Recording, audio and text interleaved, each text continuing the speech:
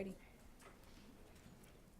Okay, good morning, scholars. I am Professor Michaela Hampton, and welcome to Images of Black Women in the Media.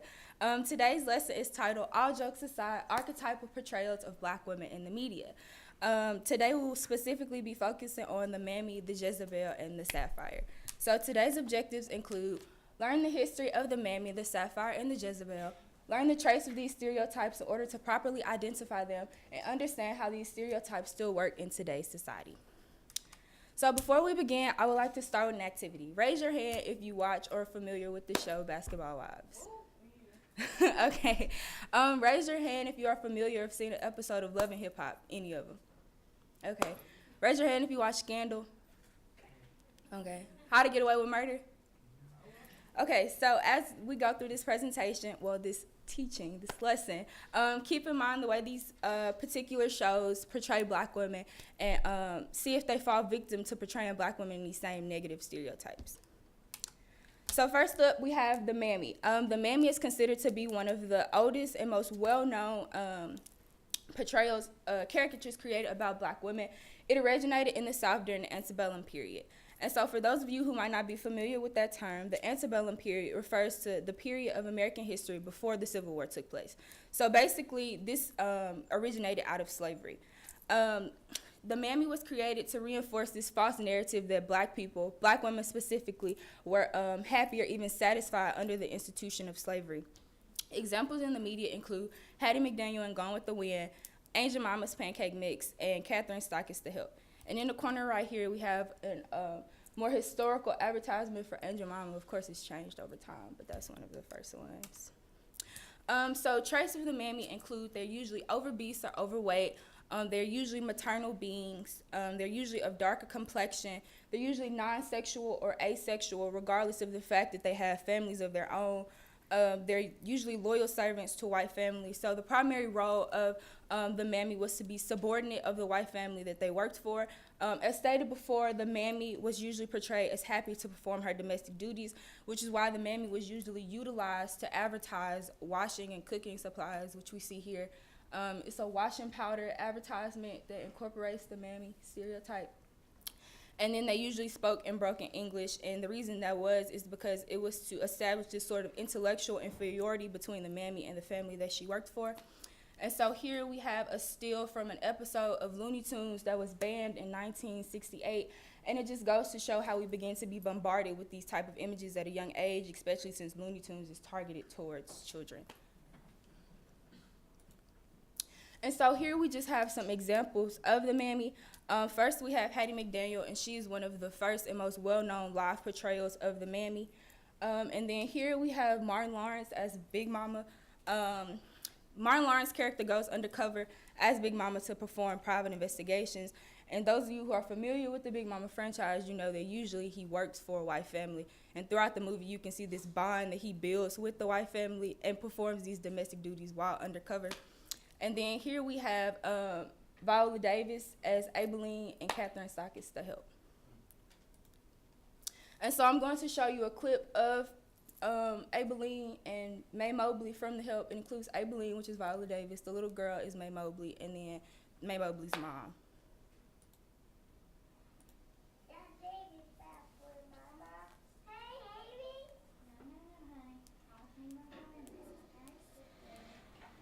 Right in, baby. Go on.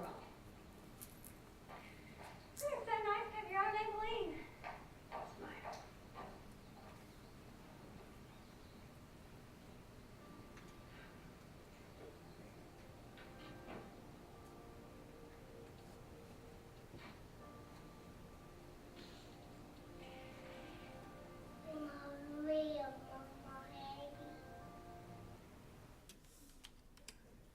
Okay, so in this clip, we see how although the Mammy is supposed to be seen as happy-go-lucky and as if she's been adopted into this white family, we see Aibileen wasn't even allowed to use the bathroom in the house that she tended to. And she was built a completely new bathroom in the back of the house, regardless of the fact that she watches this child and the child believes that sees her as her real mom. She is still seen as other, regardless of that. And so next up we have the Sapphire. And the Sapphire is what we know today as the angry black woman trope. It was created in the 1800s and originally was titled Sassy Mammies. And so the Sassy Mammy was allowed to be assertive in the way that she reprimanded the white families that she worked for, usually giving them advice with the employer's best interest at heart. This put on the false idea that these black women had been adopted into these white families and accepted into white society. Unlike the original mammy stereotype, the sapphire lacks empathy and understanding. The sapphire is often overworked, overly critical, and drives away her husband and family. She is funny at the expense of others' well-being, and what I mean by that is that the sapphire's interaction with those around her is usually considered irrationally angry and abusive. Although the sapphire is oftentimes used to provide a sort of comedic relief, it often leads to black women being seen as bitter and ill-tempered. And the term sapphire came around with the show Amos and Andy. This right here is Ernestine Wade portraying Sapphire Stevens, and usually her interactions with her husband were usually very angry and overbearing, so that's where that term came from. And so traits of the sapphire include them being overbearing, malicious, intimidating, emasculating, and tyrannical.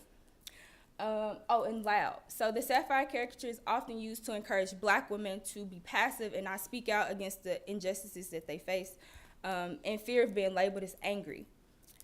And so here are some examples of the sapphire. So here we have, her name is Aunt Esther from Sanford and Son. And so in her interactions with the main character, Fred Sanford, we usually see she often damns him to hell and berates him, calling him names such as fish-eyed fool. And then here we have Pamela James. If you guys know her, you know her presence on the show Martin is usually very negative. If her and Martin are in a scene together, then you know she's usually going to be made fun of for how she can't keep a man, her hair being nappy, or how she has a bad attitude. And then here we have Cookie Lyons from Empire, which I will show a clip of a little later. And so the LA Times did a segment titled Black While Funny and Female, in which they interviewed 18 black women in Hollywood and asked them how they navigate through an industry that tends to typecast them in these stereotypical roles. And so when Sherry Shepard was asked the expectations of black women in Hollywood, this was her response. Can I have somebody to read it? Kendra. You have to know how to move your neck a certain type of way. You always got to know how to put your hand on your hip. You always got to know how to tell people off and tell it like it is. So that just goes to show how the sapphire is still very prominent and profitable in today's society. So now we have a clip from Empire. Just forewarning, she curses in this clip and it's kind of violent. So. Look, if we include Lucius on the deal, we keep him from going to war. Stupid, you know your daddy, and we all get a piece of Vegas. I don't get this Vegas. This new show's got nothing for me. Andre, I think you are forgetting that Lucius is not our biggest problem. It's that bitch Juliana. And you see how she weaseled her way all up in our family business. That skank is trying to steal all of it. I don't like Juliana either, Ma, okay? Please. Andre, You know what? You were still out of line for bringing Lucius in on this deal. what did you say, little girl? And Andre is grown, Cookie. You can't talk to him like he's a child. He's not. I'm gonna need you to understand what I'm about to do, Andre. Don't you ever come in between me and my son. Okay, so we see how in this scene, even in the title of this clip, Cookie puts Nessa in her place. We see how there's this need for black women to know how to put people in their place. And we also see how Cookie is angry and loud and aggressive, but we don't really see a concrete reason as to why she is as angry as she is. And so this just goes to show how the mammy is still portrayed in today's society. And so lastly, we have the Jezebel. The origin of the Jezebel predates slavery. So after the arrival of Europeans to Africa, Europeans were met with cladly dressed African women. With little to no prior knowledge of the demographic, Europeans assumed that them not being fully dressed meant that they were sexually promiscuous. These beliefs then traveled over into the Americas. The black female body has continuously been exploited and picked apart under the white gaze. Warped views of the black woman led to false generalizations about the black female anatomy. There's often an emphasis placed on their physical features, such as their butt and their bosom, and the Jezebel is the antithesis of white womanhood. And what I mean by that is the white woman is often portrayed as dainty and virtuous, while the black woman is often portrayed as innately sexual and manipulative. So some traits of the Jezebel include them being manipulative, dangerous, hypersexual, worldly, and promiscuous. And so here is another still from another episode of Looney Tunes that was also banned in 1968. And so this character's name is Cole Black, and it's supposed to be a parody of Snow White. And so I have an example of that as well. Oh, it's an advertisement, short intermission. I'm an Avenger now. He becomes our biggest hope. Sorry, I'm messing around. And of the Wasp, rated PG-13. My hair's cold black, but my name's so white. I wash it all day, then I get the blues in the night.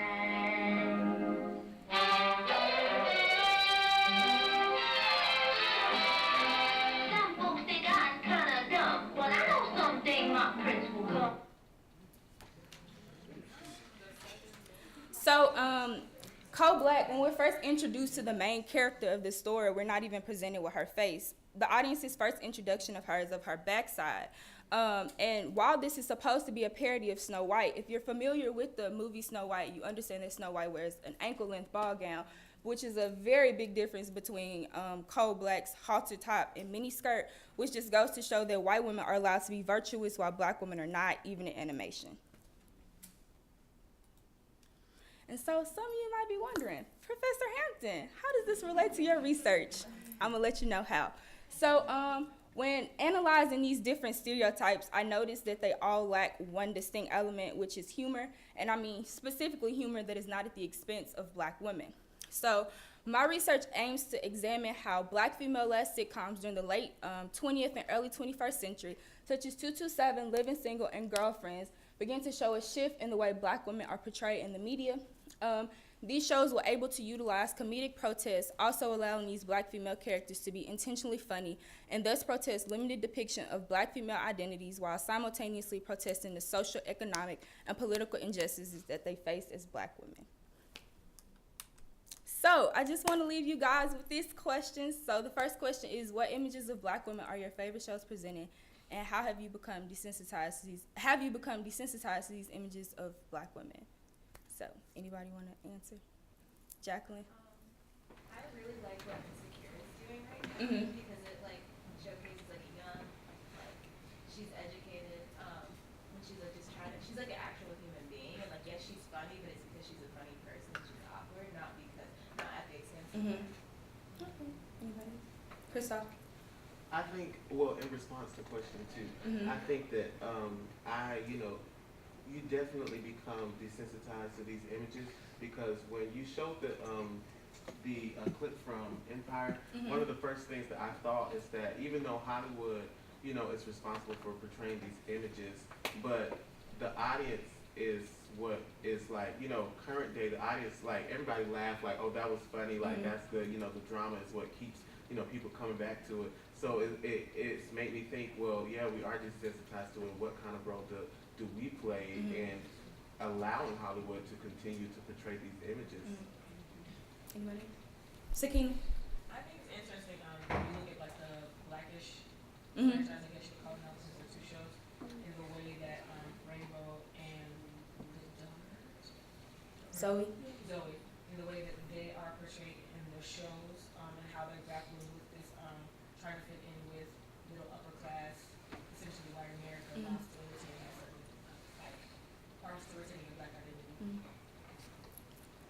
Queen?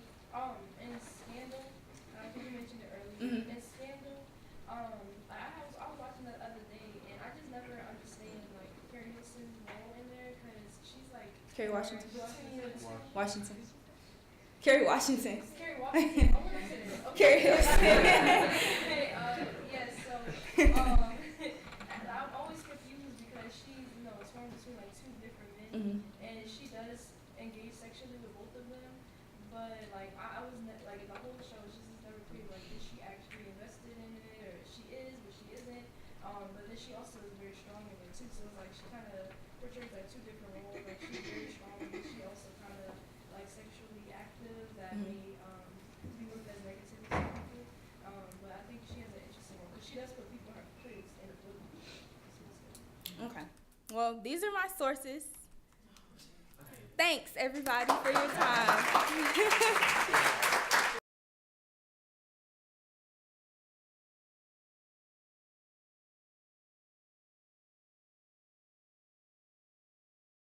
Okay, thank you so much. Well, good morning, everyone. I am Dartisha Mosley from Fisk University, and the title of my lesson today is called What You Say, Exploring the Use of Music and Poetic Line During the Black Arts Movement. So our three core objectives today is first to understand the agenda of the Black Arts Movement, secondly, to explore the new thoughts behind art created by the Black artists, and thirdly, to understand how music and poetry acted as a medium for the Black artists to clearly convey their thoughts, feelings, and beliefs. So first, we're going to discuss the agenda of the Black Arts Movement, or I like to call it BAM. Okay, so what is this movement? Larry Neal, in his novel Visions of a Liberated Future, which is considered a piece of work and writing that's referred to by many scholars on the Black Arts Movement, he describes the movement as the aesthetic or artistic spiritual sister of the Black Power concept. So this movement that occurred between 1965 and 1975 took the Black Power concept and placed on an artistic lens. So the main objectives of the Black Power concept, which was Black love, power, and nationalism, it is now manifested through art and through art such as poems, music, dance, theater, drama, or these kind of mediums. So it's important that we go over the goals of this movement. So first, it was to create art by Black people for Black people. So it was grounded in the Black community. Secondly, it re-envisioned the Western cultural aesthetic. So it reimagined what art was and how it can contribute to the Black community. And third, it explored this idea that Black people constituted a nation within white America. So it's not only that they just existed within this space, but they had a voice, and this voice mattered. And so Neal goes on in his book of Visions of a Liberated Future to really tie together the Black Power concept and the Black Arts Movement. So can I have someone read this quote at the bottom? Go ahead, thank you. The values inherent in the Black Power concept are now finding concrete expression in the aesthetics of Afro-American dramatists, poets, choreographers, musicians, and novelists. Exactly, thank you. So the Black Arts Movement shapes this Black Power concept within a frame or lens of artistic expression. All right, so now let's move on to the new thought. So with this connection to the Black Power concept, there came a new thought or ethos behind the art that was created, and that was encompassed in this term, Black art, which was coined by Amir Baraka, who is pictured there on the left. And in 1965, he established the Black Arts Repertory Theater School, and where this idea, this thought behind what art created during this period should be was really cultivated. It infused these two lenses, Black consciousness and Black aesthetic. So what do you guys think of when you hear these two terms? Go ahead, Julian. I think of consciousness or a focus on that's Afrocentric, and I think of Black aesthetic like actually enjoying things that are focused on the African person. Awesome. Anyone else? Any thoughts on Black aesthetic? Okay, go ahead. Thank you, Francesca. When I think of it, I think about when you do something, thinking before you do it about it being Black, and then also enjoying it and making something beautiful and seeing Blackness as beautiful. Mm-hmm. Exactly, Francesca. The Black aesthetic, and specifically re-envisioned what art was and how it can relate to Blackness, and Black consciousness was a focus on the Black community. So as you see, this term, Black art, encompasses these lenses, and it reverted back to the goals of the Black Arts Movement, and consequently defined what the art was and what the art was and how it really molded and shaped into the agenda of the Black Arts Movement. So now with this new format, the artists started to create, and they created before, but they started to create with this new lens. And so poetry, they use poetry as a way that divulged into the social condition of the 1960s. So they wanted their words to act as weapons. They wanted to transparently show what the black person and the black artist experienced during this time period in America. And they also unapologetically did that through their words and through their lines in poetry. But as I argue that they used music, and music was what really helped and propelled this idea and what they wanted to say. So in one item that I really want to focus on was how they use jazz and blues forms and also improvisation within these poetic performances. And Amy Abaggio in her article on the spectral blackness, she refers to music within the black arts movement. I have a quote here. Black arts criticism proclaim music as the poetry of the people. Rather than existing merely for entertainment value, music as the highest of the black arts forms had the potential, the black arts movement believed, to not only chronicle or reflect the revolution, but to actually create and participate in it. So it used that music was not just a backdrop or a curtain for the poetry. It had its own dynamic, its own life that infused within that poetry and brought it to life. And then may I have someone read that last quote on the bottom there? Go ahead now, thank you. One of the key tenets of the Black Arts Movement was the belief that African American music was a preeminent example of the Black aesthetic production. Exactly. So it goes. So you can see how the music refers back to the goals of the Black Arts Movement, how it all fused together to really show what the Black artists wanted to say. So as this relates to my research, I interrogate these two art forms and argue that they form together seamlessly to communicate what the Black person would not take in the face of racism and disenfranchisement anymore in the 1960s. So now I have an example, and this goes back to your handout. This poem by Amiri Baraka, entitled Black Art, was one of his most expressive poems. It has a use of stern language, and it uses abstract jazz forms in its portrayal of what the artist was trying to say. So I have a little clip of it, and while you listen to the clip, please be mindful of these questions.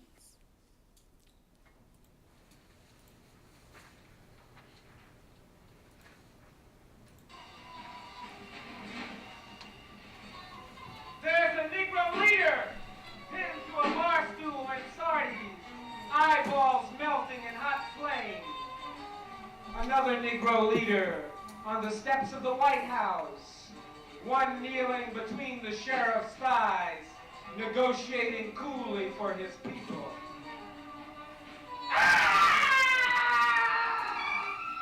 Stumbles across the room.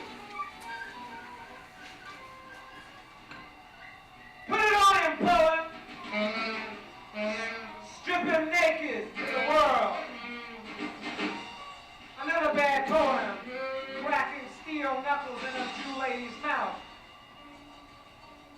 Poem, scream poison gas on beasts in green berets.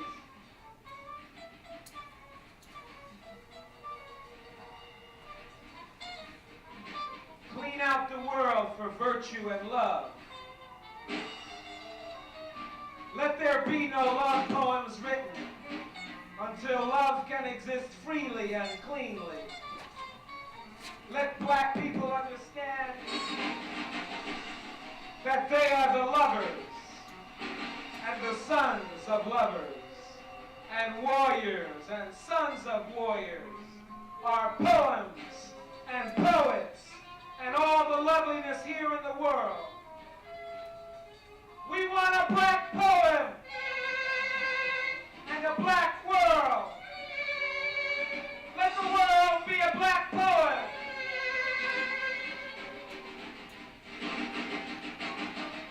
And let all black people speak this poem silently or aloud. Okay. So I have few questions to go along with that excerpt. So, by show of hands, what emotions are evident in this artist's reading or poetic performance? What emotions did you hear or feel as you, from the artist or you personally, what did you get from that? Go ahead, Queen, thank you. Like, for me personally, I was feeling like, yeah, like, you know that, I don't know what emotion that is. Yeah.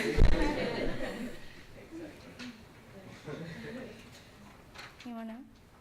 Okay, Maria, thank you.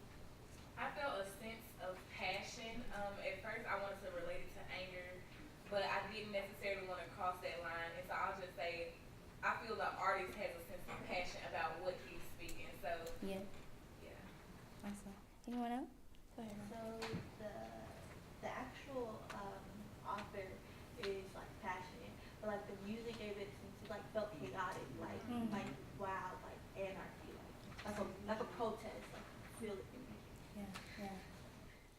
Awesome. Yeah, that exactly. The emotion and the way that he conveys his poetry, it lets the reader into that music having that its own complementing attitude. So it wasn't just the lines of the poetry, but also the music that infused with that and let the reader into the consciousness of this artist. And then secondly, where in the excerpt did you hear the music and poetry complement each other? Go ahead, Andrew. Exactly. And then at the top of the back page, when he said, put it on the phone, there was like a pause, and then the music also kind of had its own little moment. So it was like the music in that moment was the poet. Awesome. But Jacqueline, I'll go back to you, John. When it says like we want a black phone, it's like, and then it was like, in a black world. Exactly. Yeah, it definitely like enunciated like what it was. Yeah, almost like reiterating that statement in the music. JC. I was gonna refer to those same lines, but the music to me when he said we want a black woman almost sounded like a scream, like, oh my God, like how dare you, like want that in this world. Awesome. Yeah. Thank you. That was wonderful. Yes, how that how the two art forms work together for the agenda, for the goals of the Black Arts Movement. And then lastly, can you identify any goals? And specifically, what I wanted to point out was Measure 45, but I want to hear from you all first. But can you identify any goals of the Black Arts Movement within this piece, Black community, Black aesthetic, or Black nationalism? Yes, Jacqueline. I like when he said, let there be no love poems written until love can exist freely in English. I think like one of, like he was saying, like we don't want anything else until, I mean, I also read poems, so like maybe it's just like, until there's like liberation for everyone, like we don't want anything else. Awesome, yes. Andrew, and I'll come back to you, Julie. For a goal, he says, let the world be a black poem, and I think that's substantial. Yes, awesome. He says of lovers and warriors and sons of warriors, like to let black people know that they come from good stock instead of just slaves. Exactly, yes, and that was exactly what I wanted to point out. It reverts back to the Black community and uplifting and the appreciation of that in that line, especially. So, in conclusion, I just want to go over quickly the things that that I want to point out to you today, and that was the agenda, the goals of the Black Arts Movement, and how it they wanted their art to reflect one on the Black community, then on the aesthetic, the artistic goals of that, and then constituting a nation. They wanted to uplift the Black community in that way. And thoughts of the Black art, of the art created during this period was directly connected from the Black Power concept, and then how music and poetry infuse it together.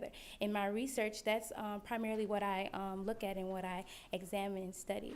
And so my lesson today was entitled What You Say, and that is very important because during this movement, it was all about what they said. It was all about what they wanted to share. And words that my mom has always taught me, and the words that I want to leave with you all, especially in your research and as you go on and through the academy, is to always say what you mean and mean what you say. Yeah. Thank you.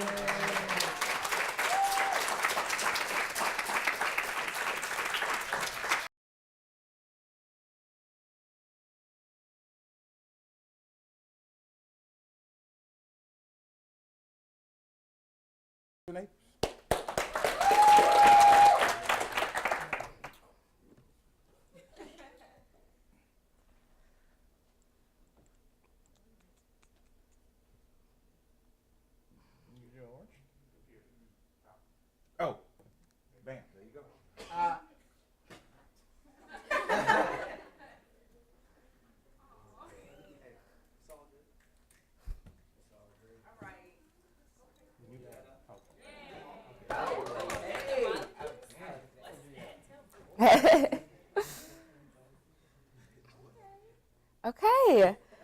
Hello, everyone. My name is Spencer Alexandria Nabors. I am a sophomore, well, I'm a rising junior, philosophy major at Spelman College. And today I'm going to teach you all about epistemologies of ignorance, female sexual pleasure, and sexual domination, which is super exciting. It's a lot, but we're going to bring it all together. I'm going to kind of first go into the sex stuff and then go into the epistemology stuff, and it'll all tie back together. But trigger warning, I am talking about sex and violence.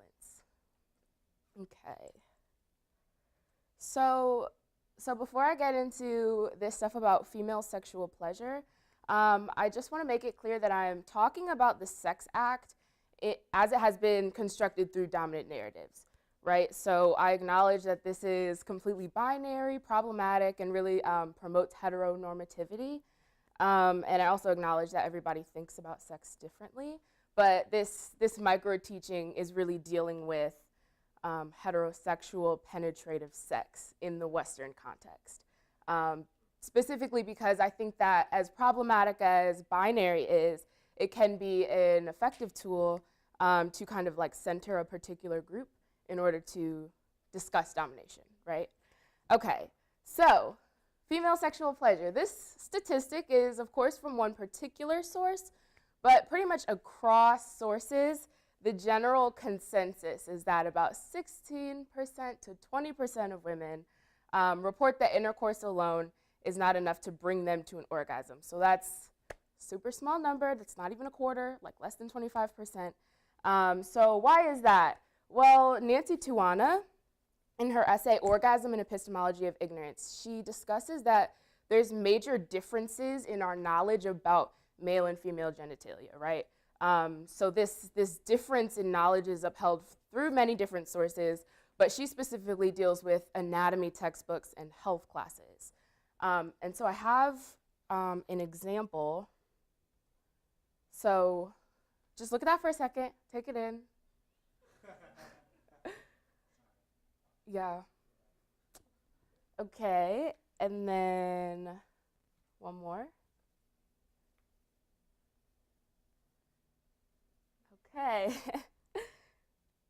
So can someone read this quote for me, please? Julian? We have a classic case of separate and unequal when it comes to contemporary non-feminist depictions of female and male genitals. All the above-mentioned contemporary anatomy textbooks include detailed renditions of the structures of the penis, with the corpus, don't know what that is. Can you say cavernism, and the corpus spongosum. Important sites of male engorgement carefully drawn and labeled, while offering only the merest bit of a nub as a sufficient representation of the clitoris. Right. So here, Tuana is basically explaining how these images are created in order to show how men are pleasured, if that makes sense. So the areas that are specifically pleasurable for a man are highlighted and emphasized in these diagrams, whereas the diagram of like female genitalia is just overall less specific, less detailed, and does not highlight these like pleasure areas.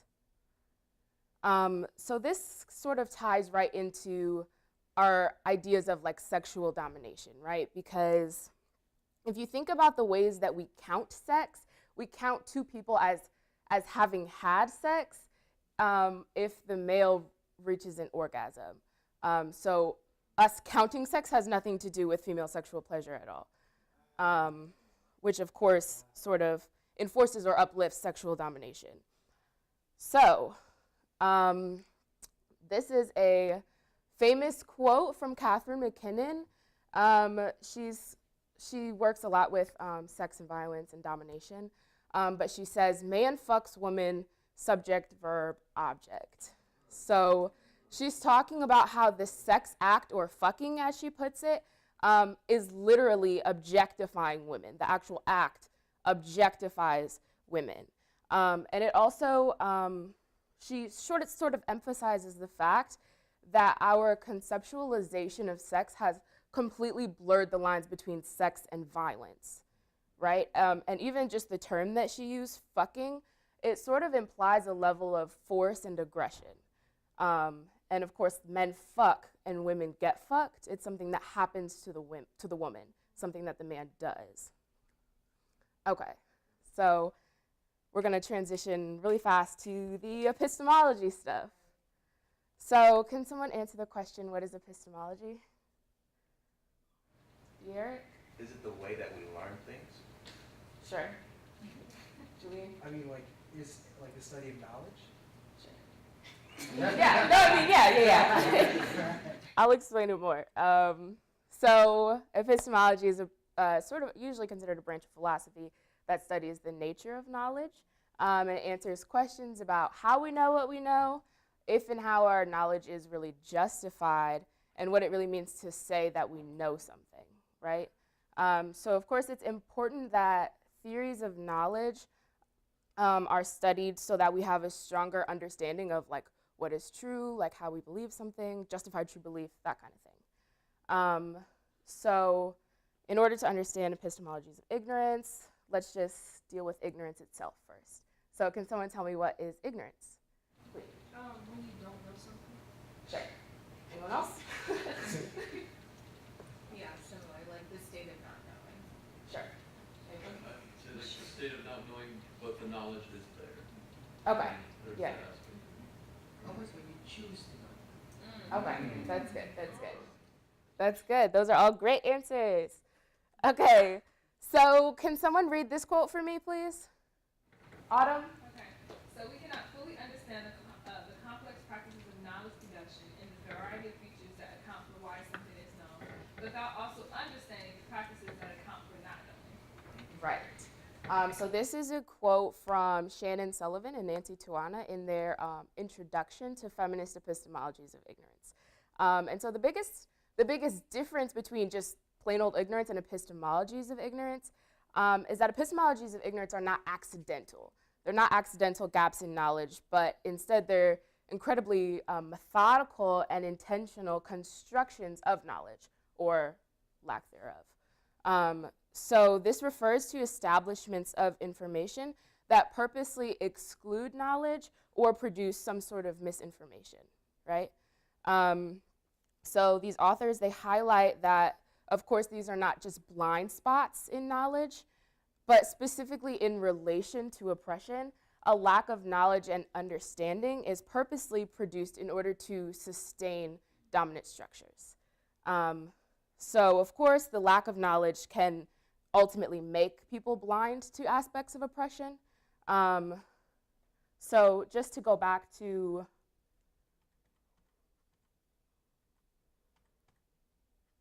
this stuff. This is a concrete example of epistemologies of ignorance in action, right? You're producing a lack of knowledge in these textbooks, right? So that's epistemologies of ignorance in action. And then another like subcategory of epistemologies of ignorance are what Alison Bailey calls epistemic blank spots. So she explains that oppressors specifically have these epistemic blank spots where they're seemingly unable to understand systems of domination. So this methodical construction of ignorance by oppressors is what ultimately creates these blank spots. And there is sort of an active component to epistemologies of ignorance because oppressors have to literally actively ignore oppression. Does that make sense? So when oppressors actively ignore information regarding oppression or are committed to the information that they do know being false, then their minds become insensitive or even numb to the maltreatment experienced by oppressed persons. And of course, like I said, these blank spots cannot be accidental because they're a result of the active ignoring done by oppressors. Okay. And then ethics of ignorance. This is like another subcategory of epistemologies of ignorance. So it's important to acknowledge that epistemologies of ignorance lead to unethical practices, which of course ultimately sustain structures of domination. So Sarah Lucia Hoagland, in the book Race and Epistemologies of Ignorance, she explains that if an epistemology is ignorant, then the subsequent ethical practices are ignorant as well. This is because our practices are informed by our knowledge. So if we don't have knowledge, or our knowledge is mistaught, then we're just out of luck. Anyway, when ethics and ethical practices are actively ignorant, any sort of objective ethics, if you believe that that's a thing, any sort of objective ethics goes out the window. And any form of oppression is given the opportunity to be accepted. And ethics of ignorance, I argue, is really why judgments regarding oppression are allowed to be considered opinions rather than just wrong. So then, to go back to this slide, ethics of ignorance are what sustain the objectification of women during fucking, right? It's an unethical practice informed by epistemologies of ignorance. Okay. And then just to tie it back to my own research, my research is interested in epistemological productions of ignorance as it applies to the case of women's oppression in the context of how these epistemologies of ignorance function within and around women's movement and sexual experience. So my research deals a lot with the embodiment of epistemologies of ignorance and how these epistemologies are naturalized onto bodies. So I guess an example of this, thinking of Jacqueline's presentation, how all those women were sitting on a pole with their legs crossed. An example of the embodiment of epistemologies of ignorance is women crossing their legs consistently because they're taught that that's the way to achieve ideal femininity, but it's to the point where their bodies don't even understand if that's the most comfortable position for them to sit in. So that's an example of epistemologies of ignorance being naturalized onto bodies. And that's all I got, but I got some time left. So if you want to ask some questions, go for it. I had a question. Yeah. Could you go back to your slide when you talk about the blank spots? Okay. So with this, could you possibly provide an example of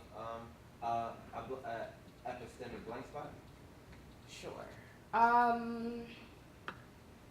So I guess an example of a blank spot is like oppressors or white folks being basically acting like slavery never happened. That's just that the active ignoring of white supremacy created a blank spot there to the point where they just don't see that. Does that make sense? Okay. Jacqueline? It's like the two diagrams again. Sure. Okay, so she talks about the corpus cavernosum and the corpus spongiosum. You see where those are? Those are like specifically pleasure spots for men, for people with male genitalia. So, I mean, obviously it's very clear. There's arrows, etc. And then here, it's kind of small. The area that's the glands of clitoris, kind of a, small, not very emphasized. Make sense? So does your research also talk about race and genitalia? Like for example, for black bodies, they think we have enlarged penises, or for Asian bodies, they have smaller penises. How does your research tie into that? It doesn't. Oh, okay. Yeah. No. It doesn't touch on that at all. Aveo. Okay, so I appreciate the disclaimer you had at the beginning where you were saying that the presentation itself is going to be really heterosexual, heteronormative, and cisgender. So I'm wondering if in your research do you talk about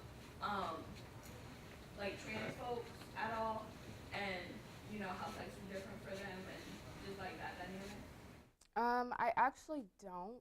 I talk a little bit about queer sex and how epistemologies of ignorance play into that, specifically using an essay called Lesbian Sex, which basically talks about how we literally don't have language for queer sex. So there's just complete which is a result of epistemologies of ignorance, right? So it's almost like it's not real because we can't name it. Okay, I guess I'm done.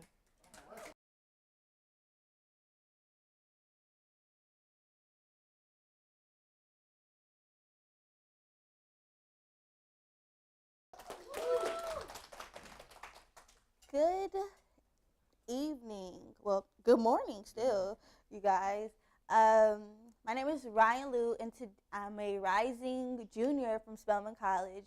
And today I will be talking about spiritual resistance within the Haitian Revolution. So looking at the Spodun ceremony of Bois Cayman as a site of active and passive resistance. But before we talk about resistance, we should probably outline what resistance is. So for the first question, everyone, the first one word that come out of your brain, say right now, what is resistance? Challenge, struggle, fight. So for the second question, everyone do the same thing. So what does resistance look like? Protest. So a lot of these words can be categorized in two categories: passive resistance and active resistance. So normally when we think of passive resistance, it's normally our nonviolent, our indirect. We normally associate it with spiritual resistance. And with our active resistance, we think of violence, aggression, a lot of energy. And this is the sort of resistance that a lot of millennials tend to lean towards when trying to incite a revolution.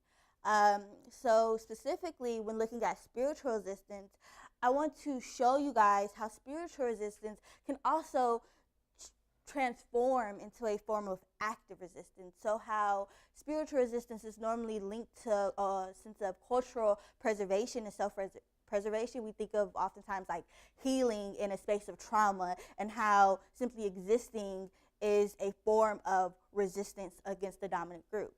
So we're going to look at how that can transfer into active resistance that can be violent. So before we get into the actual events of Bois Cayman, we're going to look at the conditions of Saint Domingue at the time, also known as nowadays Haiti, right? So before the Haitian Revolution, at this time, Haiti was the most lucrative colony in the Western Hemisphere. They were leading in the production of sugar, coffee, indigo, cacao, and cotton, right? So all of this came at the expenses of black bodies and black labor. So this resulted in a very, very low reproduction rate, and thus a very low life expectancy. Well, the other way around. And that required a lot of importations of African-born enslaved people. So because people were dying, they needed to import people from the continent of Africa. So alongside all of the Africans bringing over from the transatlantic slave trade, all of these Africans also brought their experiences. They brought their culture, they brought their religion and their spirituality. So in order to essentially sanitize them and reduce the amount of cultural preservation that was there, they implemented the Black Codes of 1685. And so the Black Codes of 1685 were essentially a set of laws that governed how enslaved people moved about enslaved colonies, so the French colonies specifically. So the French would basically force enslaved Africans to be baptized, to basically become Catholic. And this stripped away a lot of their cultural identity. If enslaved Africans did not adhere to this, right, then oftentimes they were whipped, they were tortured and executed. And this code was enforced so much if masters allowed their enslaved enslaved African, the people who they own, if they allowed them to do that, then they were subjected to the same punishment as the enslaved people. So this law was severely enforced. So while I've given you guys context, historical context, I want to outline some information about the source of where the information of Bois-Quémant came from. So the first written account of Bois-Quémant comes from a French surgeon who was on a plantation named Antoine Daumas. And I want to specifically look at his work because we have to situate the work that most scholars use in the experiences that we're analyzing. So because he is a French surgeon, his accounts of Bois-Quémant will be biased, essentially, right? So Antoine Daumas, he accounted the events of Bois-Quémant as a form of savagery. It was barbaric. He didn't understand why they did what they did. In his account, he describes the events of Bois-Quémant as essentially Africans making a pact with the devil. He aligned them with Satan, in which most enslaved Africans at the time didn't even know who Satan was or who the Catholic ideas of God were. Not to say that they didn't have a God, because they did, right? So scholars like to use his accounts to say Bois-Quémant, because his accounts are biased, Bois-Quémant essentially never happened, right? Which is not necessarily true. So then it becomes the argument, well, does it matter if Bois-Quémant actually happened, or if the actual details that he accounts, do those things matter? And are they viable in academic research, in scholarly research? And they are, right? Because historically, oral history has been looked down upon, and now it's becoming appropriate to use in scholarly research. His accounts are still very important because we should acknowledge those written documents that were allowed at the time, right? And the implications of these things are still very real. Ceremonies of Bois-Quémant, and scholars still look at Bois-Quémant as a source of inspiration and as a source of knowledge to help with their scholarly work. So now into the actual events of Bois-Quémant. So Bois-Quémant occurred on August 14, 1791. This date is also argued about. So essentially, it was led by Dutty Boukman and Cecile Fatiman. Dutty Boukman was a enslaved Jamaican, a Jamaican-born enslaved person who basically led the revolution. He is believed to have been sold again from Jamaica to Haiti because he taught enslaved Africans within Jamaica how to read. Hence his name, Dutty Boukman. Boukman, a man who knows how to read. Little is known about Cecile Fatiman. Some scholars describe her as a beautiful young woman with green eyes, whereas other scholars describe her as this old witch hag to kind of fit into the devil worshiping idea, right? So during the events of Bois-Quémant, they all came together and essentially said a prayer. They prayed to their God, right? And as we can see, there's a separation between the gods. So there's a white God and there is another God. So this God is not specified, but another being that is separate. And they're calling upon him to essentially ask for empowerment, to ask for strength, right? And to help them in the insurrection of 1791. So the insurrection of 1791 was essentially the start of the Haitian Revolution. It was the climactic moment where maroon societies are enslaved people, well, now freed black people who essentially ran away from their plantations that they were on. So maroon societies and other enslaved Africans came together and they burned down the sugar plantations that were all around them in northern Haiti. And they essentially freed all the enslaved Africans who who were within their range. And so this kind of sparked that energy. It created the sense of revolution that needed to inspire everyone to say, hey, let's get up and do this. So after the insurrection of 1791, you get many French accounts about how the enslaved Africans basically did the insurrection, right? So one French soldier accounts that they were followed by African drums, they were chanting, and they were going basically with the rhythm of the drums, burning down plantations. So you have this essentially spiritual experience that's happening while people are being freed, right? And the incantations were said to essentially protect the people who were revolting, the freed people who were revolting. It gave them a sense of, no one can touch me, no one will affect me at this point in time.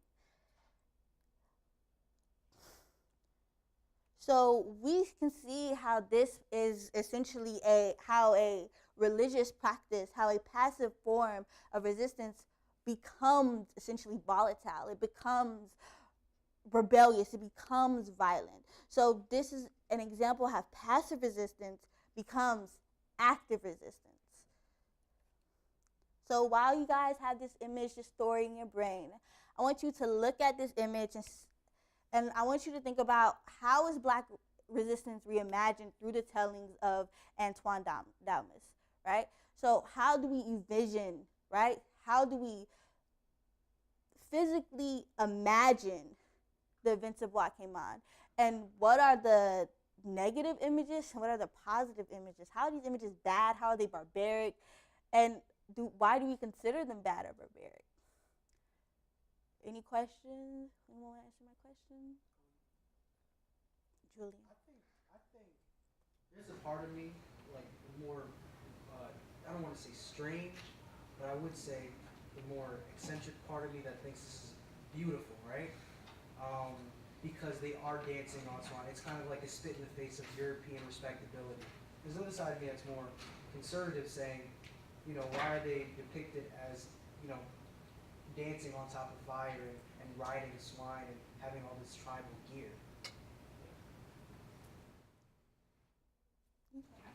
So just to answer the first question, how is Black resistance reimagined? Through the depiction, just seeing with things like the fire, the swords that they have in their hands, and all of them coming together, that's kind of like the Black resistance in itself. And then the why is this image considered bad or barbaric? I feel like it would be considered, or it has a negative portrayal solely on the fact that the people are unclothed, or I feel like, if I'm looking correctly, they don't have shoes on, so it's very just wild, it's not tamed, it's not like structured. But even, well, yeah, I'll stop right there. So that'll be the last question, I'm sorry. But you guys are all correct. These images, we reimagine images through dominant narrative. So if someone tells us our whole lives that having clothing on is bad, if we see someone with a shirt on, we're going to be like, oh, that's bad, that's barbaric. Why do they have a shirt on? We'll reimagine our ideals of savagery with clothing, right?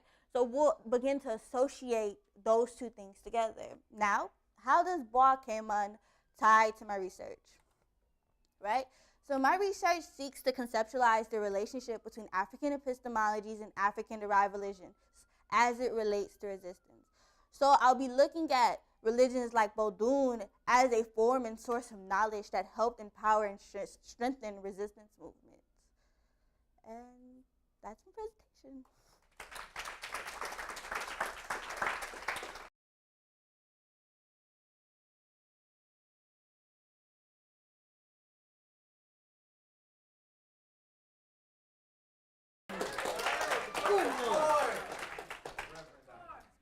And then God said, let there be light. Come on, dude. Reverend Doctor. Yes. Good Good afternoon, my fellow colleagues. My name is Christoph McFadden. I'm a rising junior at Claflin University, and today we're going to be talking about commercialism and African American gospel music. So these are two separate topics. We're going to analyze them, define them, and then talk about how they come together. All right, so the objectives for this teaching is to understand the history of commercialism and African American gospel music, to understand how commercialism contributes to the secularization of the genre, and to explore its effects on multiple audiences. So yesterday, my colleague Dr. Andrew Davis gave a wonderful presentation that was teaching about the importance of context in music, specifically talking about spirituals. So as many of you may know, gospel music did originate from spirituals, and so I think it's important that we talk about the context of this music as well.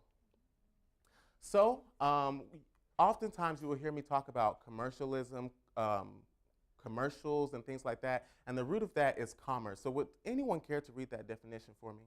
Dietitian. Commerce, the exchange or buying and selling of commodities on a large scale. Yes, I think an important word to point out is commodity, and we're going to talk about that and integrate that. The next point is music and commercials. So when we look at commercials, oftentimes we always see commercials that have music. History will show us that originally commercials used to have original music, music that was created by advertised jingles that promoted the product that was being sold. Then somewhere around the late 1970s, it was determined that if you utilize a song that people know, you could take those emotions that people have associated with that material and apply it to your product. So if a song makes you happy, then I can say this product, by injecting it into my advertisement, will then make you happy. And so we're going to talk about how that can be problematic when you look at a genre that is sacred music and is considered to be sacred to a large community. All right, would someone care to read this last, this quote here at the bottom? Jacqueline. Music and commercials is therefore in the business of selling, and the purpose of music and commercials predominantly lies outside the music heard in the commercial. The purpose of music and commercials lies outside of the music that's actually in the commercial. That's important that we talk about. Next. Anyone? Mustafa. Music can thus help illustrate and express the inherent characteristics, attitudes, and intentions of the sender. And finally, yes, Erica. In late 1984, Sprint aired a TV commercial using Stevie Wonder's "I Just Called to Say I Love You." Calls to Sprint were up to 25% in 3 days, which had a greater impact than anything the advertising agency had ever done for Sprint. So I just use this to emphasize the importance that music does play in commercials. So before we talk about the commercialism as it pertains to gospel, I'm going to give you a brief history of gospel. Now, I will not be able to touch on everything about the history, but I do want to point out Thomas A. Dorsey, who's considered to be the father of gospel music. The genre started to come into fruition in the 1920s when Thomas Dorsey, who was originally a jazz composer, a blues pianist, he took his style of music and started to incorporate it with sacred text. And so with that infusion, we have spirituals, we have hymns, we have things of that sort, and that infusion with jazz and blues created the gospel genre of starting in the 20s. So of course this gained popularity. Would someone like to read this quote? Yes, Autumn. Enterprising individuals, eager to tap into the smaller black consumer markets, invested in gospel and intensified the ties between the music and mass commercialized culture. Yeah, so we can see, even from the beginning, that gospel does have some connections to commercialism. And so that created obvious strains between the church because of this time period, no one before had ever gone and said, well, I make a living out of singing sacred music.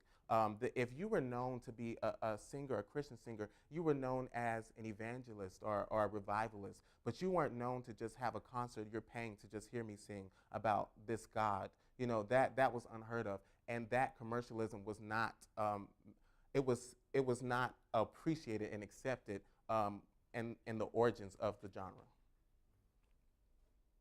So now we're going to take a look at an important part of my research, analyzing a commercial. Before we look at that, I want to talk about, I want to let you listen to, rather, the original song. It's called Jesus Can Work It Out by Dr. Charles Hayes and the Cosmopolitan Church of Prayer Choir, and it was originally released in 1980.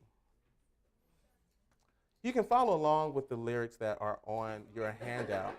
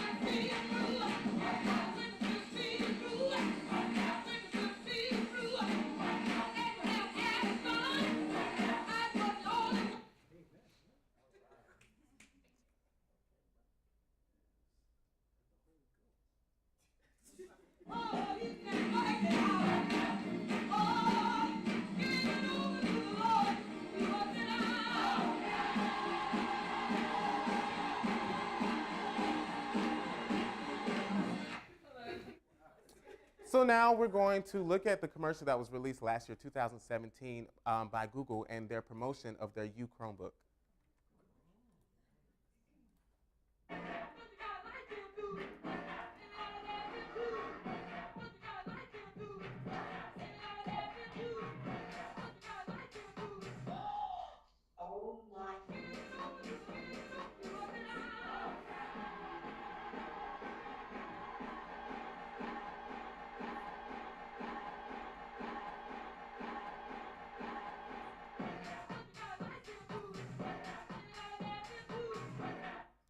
All right, hands, thoughts. What are your thoughts? What are your thoughts? Francesca. Okay, so the part that really got me was when the woman goes, "Oh my," and it stops, right? Because this is a public commercial. You know, you don't want to impose anything. You don't want to have these kind of terms. When this is a secular song that is about God, it's about worshiping, and they intentionally took that part out, you know. And so to me, that was just, I was like, oh, they're sneaky. And so yeah. Any others, Andrew? It was much faster. Yeah. Which, you know, as a vocalist and a piano, it's like, who appreciates music, it's like, how dare you, right? So that's just how I feel about it. Yeah, Autumn. You kind of hear, I don't know, what is it called, like Jersey type of music where they speed it up and have like this pop culture sound to it. Yeah, so it was just very like I don't know, this kind of feels. Romario? So what I saw is firstly the lyrics by "We need a pair of shoes." The old woman got a pair of shoes, and working out, people were working out also. So that is what I noticed. Yeah. That's very important. Kira. I know it's interesting looking at the lyrics in like both versions. Like when we talk about how it was applied to the advertisement, it kind of seamlessly like fits in the secular content as well as the religious content because of the language that's used. So when we talk about like working it out, like of course in the gospel song it's referred to in a spiritual sense, but that's also like the language of like productivity and capitalism and like talking about money and buying and spending and bills. And so it's interesting how seamless that transition is made between the religious and the secular content. Yeah. All right, so we're gonna keep it moving, and we're gonna have some time for more feedback later. So we touched kind of on these, but I just want to make sure we had some guidelines. So the source is not original music. We know that it's a remix of a gospel song. The lyrics, if you notice on your handout, it only took that snippet of the original. It wasn't like the context was completely different. It said the light bill and the gas bill, and you just heard that repeated. So the salient features of the music, and in music we say salient features. That basically means like the different technical parts of the music. So we have a mass choir. We obviously, Andrew pointed out, we have a tempo increase. We have the repetition of work it out, work it out, work it out. So I'm sure anytime you have repetition, we learn in music, nothing is by accident. So if you're repeating something, it's a message that you want to have taken away from that. So how do these factors play into capitalism, okay, especially considering these features? Okay. Dartisha? In the song, in the remix, it was, they intentionally took out the word Lord. And so in the context of it, it was almost saying that instead of the sacred, what it meant, the purpose of it, it was more like the Chromebook is going to work out all these things. Right? They wanted to portray that feeling, that connection that the song had for originally, but more so like this Chromebook is going to work out everything that you need. And this is basically almost the basis of my research, because when you have sacred music to a community of people, this is reverencing a God that they serve. And so when you replace that with a Chromebook saying, oh, well, do you stream? Work it out. It will fix all these issues. Do you do this? Work it out. Even as someone pointed out, she got a new pair of shoes, worked it out. She was working, she was getting exercise, work it out. So it's taking this all out of context and applying it to a totally commercialized, capitalized nature that has nothing to do with the original work of the composer. All right, so would anyone like to read this last quote? Yes, Shane. The associations people have for that song. The risk is if the advertiser misunderstands, misrepresents, or doesn't follow through on those associations, they can alienate the very people they want to impress. Right. So when we talk about alienating the very people that we want to impress, this brings me to my conclusion. So, of course, we talked about the issues that have surrounded the genre since the beginning. The continual infusion of the genre in popular media sustains tensions between certain audiences in the community and the advertisers. The commercialism contributes to the secularization of gospel music, and this directly affects the spiritual experience of members and non-members of the gospel community. So going back to that last quote about alienating your audience, so we have to think about how people are going to view this, people that are in that community. But not only that, let's think about non-people who are not Christian. Let's think about people who maybe are not exposed to this song. So this is the first time that they're hearing this song. What does that mean for them, the things that they're taking away as this being their first time and they're seeing it in this new context? What kind of things are they taking about gospel music, and what is the message that we're trying to send? What happens when the good news is no longer in the gospel? Because you see, gospel comes from a Greek word, euangelion, which means the good news, and the good news of Christ Jesus as it pertains in the Christian Bible. So what happens when you alienate the original content and you do not put it in this form? So it doesn't just affect Christians and people who are in that community, but it affects the people who have no interest, who may not know anything about gospel. So that's important that we think about these things. And as it pertains to my research, so I hope to look at commercials, but not only commercials, but radio advertisement, movies and comedy, any form of media that contributes to the commercialization and the secularization of this genre. I want to really ask, others, ethnographic research about how individuals, artists, and consumers, how they feel about the changes, exploration of ownership and compensation. I did not have time to really touch on that today, but it's important that we talk about ownership and compensation and licensing. Who's responsible and who's getting paid for this? How these issues, of course, will shape the trajectory of the genre in the future. So I think all of this is really important. I have 1 minute left. Is there any questions? Yes. So I know in the beginning you talked about, I know in the beginning you talked about how the father of gospel, I don't know if I'm gonna use father, but I'm gonna, yes. Okay. But how he came from a secular background in music and taking that to the sacred. So how do you see that whole spectrum of secular to sacred, back to secular, back to sacred? How do you So, of course, in my perspectives in my paper, I kind of unpack this more But it creates this continual tension about sacred versus secular, because all people in churches are not the same, and then they all have different opinions. So it really did stick out to me when I read it and I was doing my research that he, and I wasn't able to include the quote, but he quoted him was saying that he spent untold sums trying to protect his music from being just taken from the people of the world, basically. And so that was real interesting to me because it's like, well, you came from a jazz background. But I think the main difference is intent. I think that's the main difference. He left jazz and he stayed in the church after he left jazz, and his intent was consistent with what he was doing.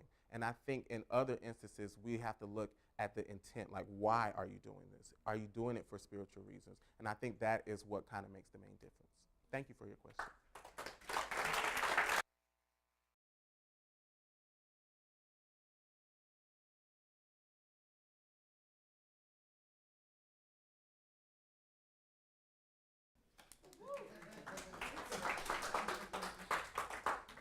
Okay, good afternoon to you all. Everybody had a good lunch? Enjoyed it?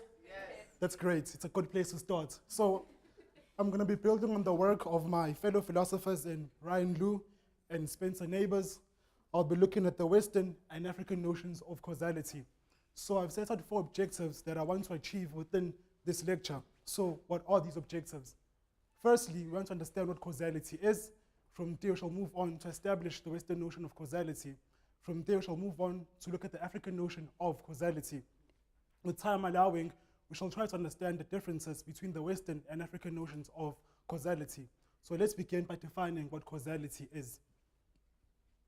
So I'd like someone to read this definition for me here. Dom, please. What is causality? Causality is the view that everything that becomes or changes must do so owing to some cause. For nothing can come to be without a cause. Thank you, Dom. So in causality, we try to analyze the relationship between cause and effect. We try to understand what cause leads to an effect. So let's further explore this understanding of causality. So when looking at causality, you ask the question of what cause X leads to effect Y. So for the sake of this lecture, I shall use a case example of an ailment to see how we can understand the differences between the Western and African notion of causality. The ailment I shall use is cancer to see how its causal in being an ailment is understood from the Western notion of causality and the African notions of causality. So in order to do this, I will first discern the Western notion of causality from the African notion of causality. So the Western notion of causality is based on the principle of the causal closure of physics. We shall learn more about this principle within the next coming slide. Whilst the African notion of causality attributes causal powers to physical and non-physical entities. So what does it mean for the Western notion of causality to be based on the principle of the causal closure of physics? This means that within the Western notion of causality, the world is understood as being physically closed. This means that all physical events are regarded as being caused strictly or purely by physical entities. So with our case example of cancer, in trying to diagnose and find the treatments for the cancer, those who are governed by the Western notion of causality will look primarily within the physical realm of existence to see what was the cause of the cancer and to look for possible treatments of the cancer. So in capturing the Western notion of causality in its relation to the principle of the causal closure of physics, Montero writes, the notion of the causal closure that is most often employed in arguments for physicalism is roughly that every physical phenomenon has a physical cause. As I'd stated already, every physical phenomena has a physical cause within the Western notion of causality, which implies that the world is physically closed and non-physical entities do not have causal powers on physical entities. So you ask yourself, how does the African notion of causality differ from the Western notion of causality? So within the African notion of causality, excuse me, material and non-material entities such as gods, spirits, sorcery, and among many others, are regarded as being part of the same material universe as physical entities. This means that non-physical entities, as mentioned, such as gods, can have causal powers on physical entities. So in looking at our cases, Sorry about that. In looking at our case example of cancer, within the African notion of causality, it could be regarded as having caused by one's being in bad standing with the non-material world or spiritual entities, or it could be seen as being caused by a strictly physical entity. So in trying to discern how you understand what causes an ailment and how to treat it, there are people within the African context who are able to do these things, and they're able to communicate, to have interactionary powers with the non-material universe. But before we get to that point, I'd like someone to read for me the view that captures the African notion of causality. Spencer, please. The African does not just speak of mechanical, chemical, and psychological interactions like his Western counterparts. He also speaks of a metaphysical kind of causality which binds the creator to the creature, the seen world to the unseen world, the spiritual to the physical. Thank you. So as already stated, in the African notion of causality, there exists a relationship between the physical and the non-physical. So you're asking yourself, if there are people within the African context who can communicate with non-physical entities, who are they, what are they called, and how do they do these things? So let us explore how they do these things. So I'll be speaking about 3 kinds of healers, but it's important to note that there are many others within South Africa as a country and within Africa as a continent as a whole as well. But for the sake of time, I'll only focus on 3 kinds of healers. So I'll be looking at Izinyanga. Izinyanga specialize in knowledge about herbs and their use as a form of natural treatment. So Izinyanga do not necessarily have interactionary powers with non-physical entities, but they are able to prescribe to you on the basis of the ailment you have. If it's an already established ailment within the African notions of understanding of health, they're able to prescribe and give you the necessary herbs that you need in order for you to treat that ailment, be it physical or non-physical. Then we have Izangoma. Izangoma can define an illness and the circumstances and treat sicknesses and diseases by mediating between the supernatural and ill individual. So Izangoma, unlike Inyanga, has interactionary powers with the non-physical realm of existence.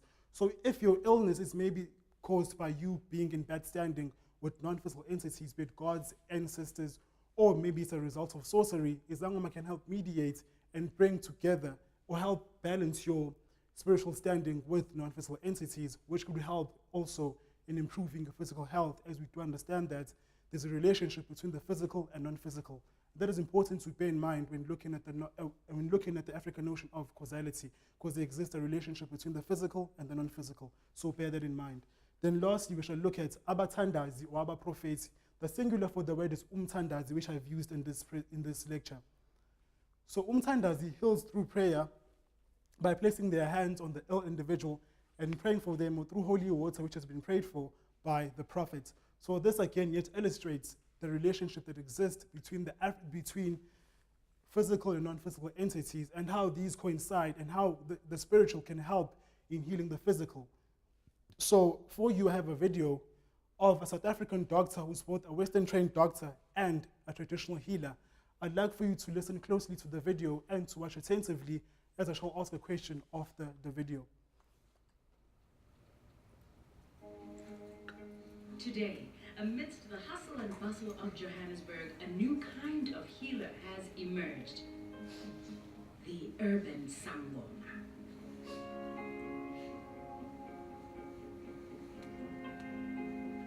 Coming from a long line of healers, Dr. Anthony McFadden now bridges the gap between a medical and traditional doctor.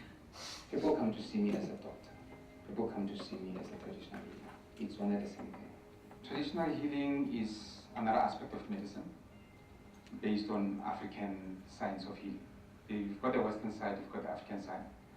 But ultimately, they're all addressing one thing. You're trying to achieve healing. The teaching principles are the same. You approach a patient holistically. For Anthony, the fundamental difference between Western medicine and traditional healing is that patient information comes to sangomas through the ancestors. When you're a doctor, the first thing that you do is that you must get a history from the patient. Okay? Then from the history, you will move to your examination. So in a traditional sense, it's also the same thing. The person will come to you with a history and all that. But the nice thing about it is that most of the time is that by the time the person comes through to you, some of the history is given to you by the ancestors. The ancestors are the spirits of relatives who have passed on. These spirits were also once healers and communicate with living sangomas to heal. Our belief system that ancestors have to be someone in your family that looks after you. These are my own.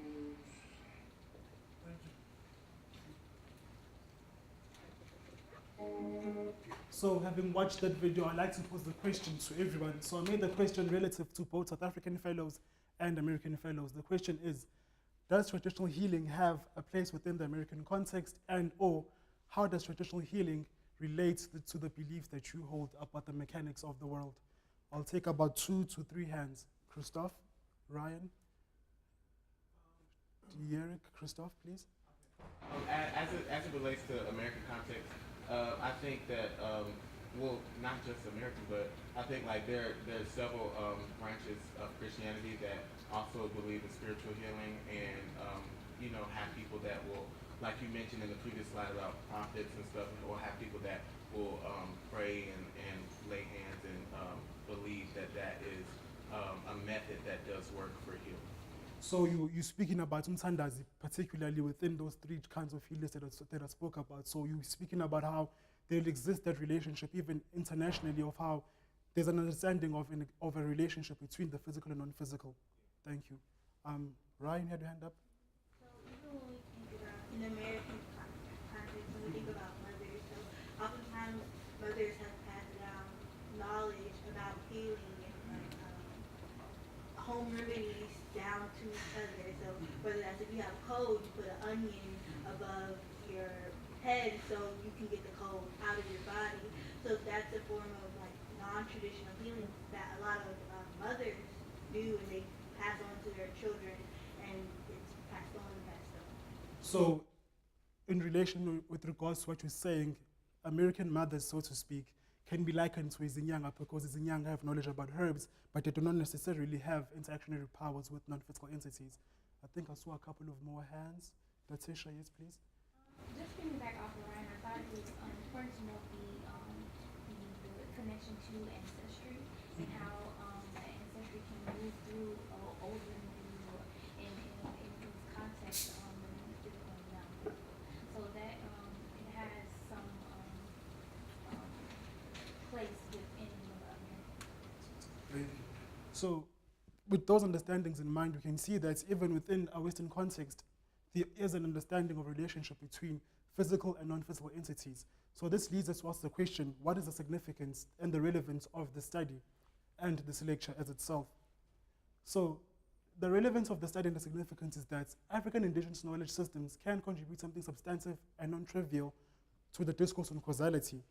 This is important because when looking at the discourse on causality and philosophical discourse on other matters as well, be it philosophy of language, philosophy of morality, indigenous knowledge systems have been disregarded and discarded in trying to understand how we can understand these systems of knowledge. So African indigenous knowledge systems can bring something to the table and the discourse on causality, as they bring something that the physicalist accounts of causality does not account for. This means that we have to rethink the position of traditional knowledge systems within our understanding of not only philosophical causality, but other problems, be it morality, language, and within other problems within academia as a whole. Because this topic is kind of engaging and has many aspects to it, I am allowing time for questions and answers. And if you wish to read further and understand more about this topic, you may follow these references. So I am allowing questions and answers, well, a Q&A session for the remainder of the session to better engage and see how you guys well understood the topic. Diarra? So when thinking about metaphysical causality, what inspired you to kind of interrogate that? So I did do a course last year in causality, and we looked at the differences between the Western and African notions of causality. And more so to that, one of my aunts is a traditional healer, So when I looked at how the way in which she heals is disregarded within South African health, that is the Western form of health, I saw that there is a need for traditional healing systems to be embedded within the health system in South Africa, as one of the stats do show that there are 70% more traditional healers in South Africa than medical doctors. So that shows that there is a need for traditional healers within the South African context. Thank you for your question, Derek. Yes, also. We're being initial but or not.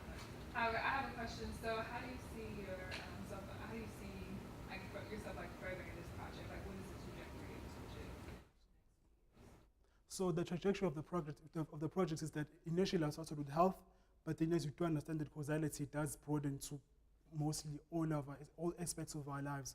So with that, you can look at how people from other regions as well, maybe the Yoruba, the Igbo, the Akan, how they understand causality differently, because when sometimes a problem in speaking about African people is that you speak about them in a uniform sense, when they're actually different across the continent. Because when I was doing my study, I saw that Igbo people have some differences to Zulu people, to Xhosa people, to Sotho people. So I hope that answers your question. So we can look further at how these differences exist in themselves within the African continent as well. One more question, please. Francesca, yes, please.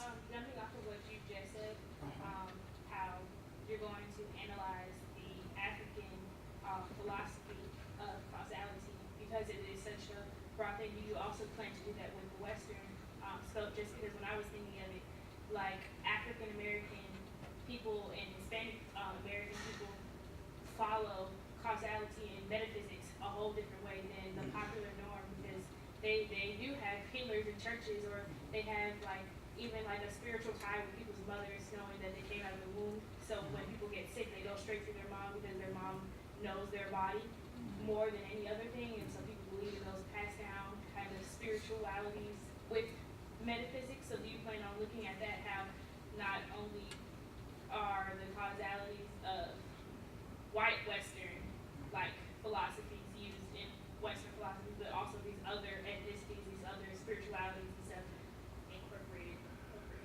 I will try my best as possible to do so, but there are many notions of causality. So that's why I did speak about traditional knowledge systems at large, be they from South America, Africa, or Asia. Thank you very much.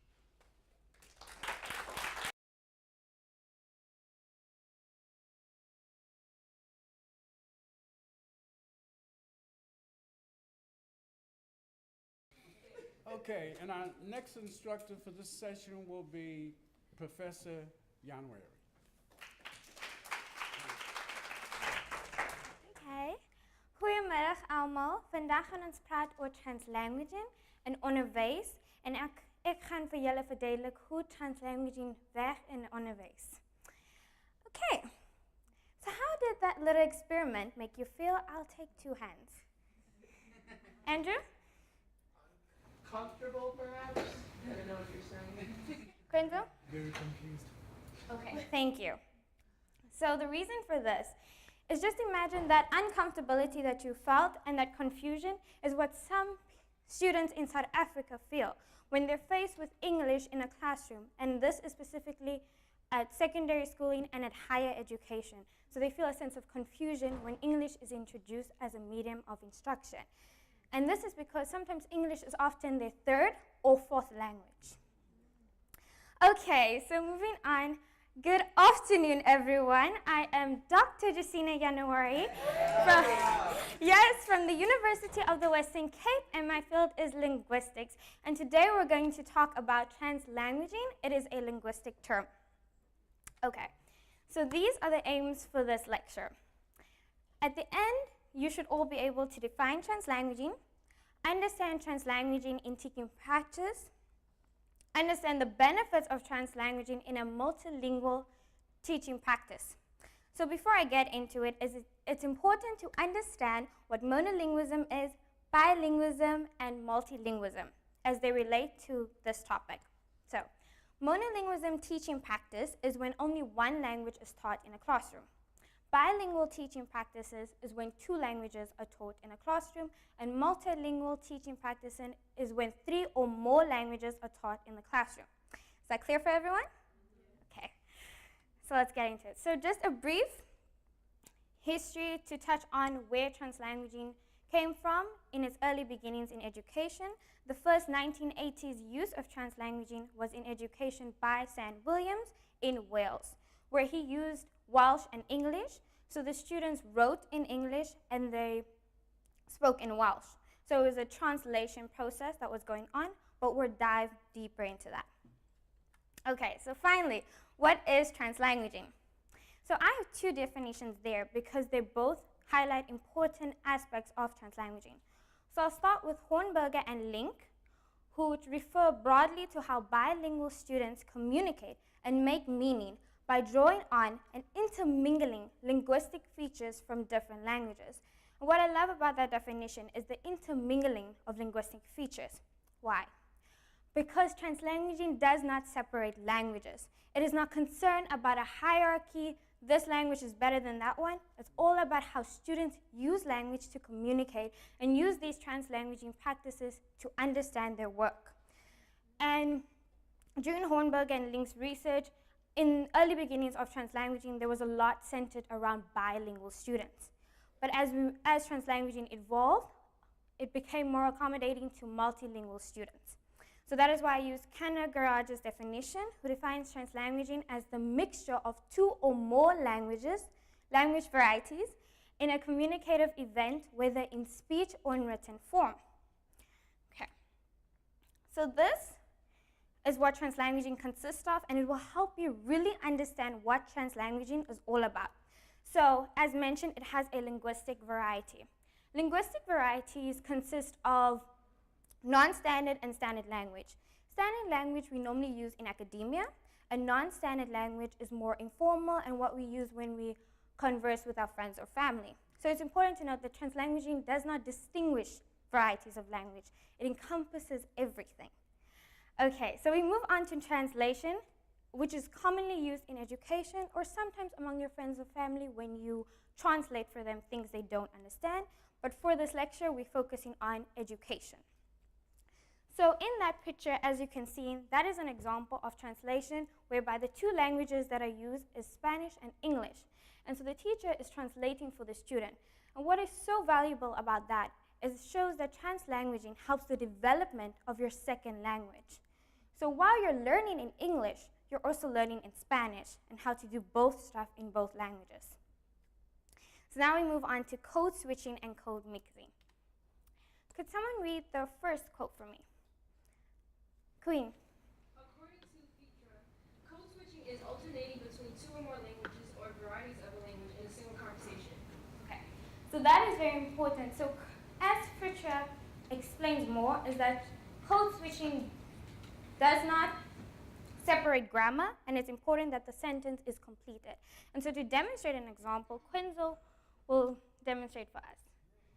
So, ucabanga nje uthi uyangena ezulwini angena usathanathi nithatha tempi umlazi ngilandeleni, and then from there you'd have to go to the 8th floor of the library to get the book. Thank you, Quenzo, for that demonstration to show how code switching is the switching of languages. So just remember, it is switching languages. Whereas code mixing is the mixture of languages. So could someone please read the next definition? Shane. Code mixing occurs when people incorporate small units, words, or short phrases from one language to another. So basically, as I put it, the mixture of languages, which Lauren will demonstrate an example for us. My colleagues. Thank you. So the languages that Quenzo used was English and Zulu, which is bilingual, and Lauren gave us a multilingual example of French, Spanish, and English. So thank you, both of you, and I hope those examples cleared everything up and you guys understand the difference between code switching and code mixing? Yes? Okay, but remember, all of this is part of translanguaging, okay? So I have a video for you, and I will ask questions about it afterwards. Okay. Thank you. Run, when we talk about run, right, that like any sciences. Masih run itu ni run biasa cosa. Balik kanan, siapa lagi apa yang sciences na? Into the right, maka mana? The y-axis siapa kama apa na? Siapa na? How much is from 1 to 4? 3 na? Siapa na? is communication is a constant struggle for some teachers. There are those that sit in a class and just look. They cannot even answer a basic question. If you ask them, there's no communication between me and the class and the learners. You don't know what they do know and what they don't. What other choices could you have?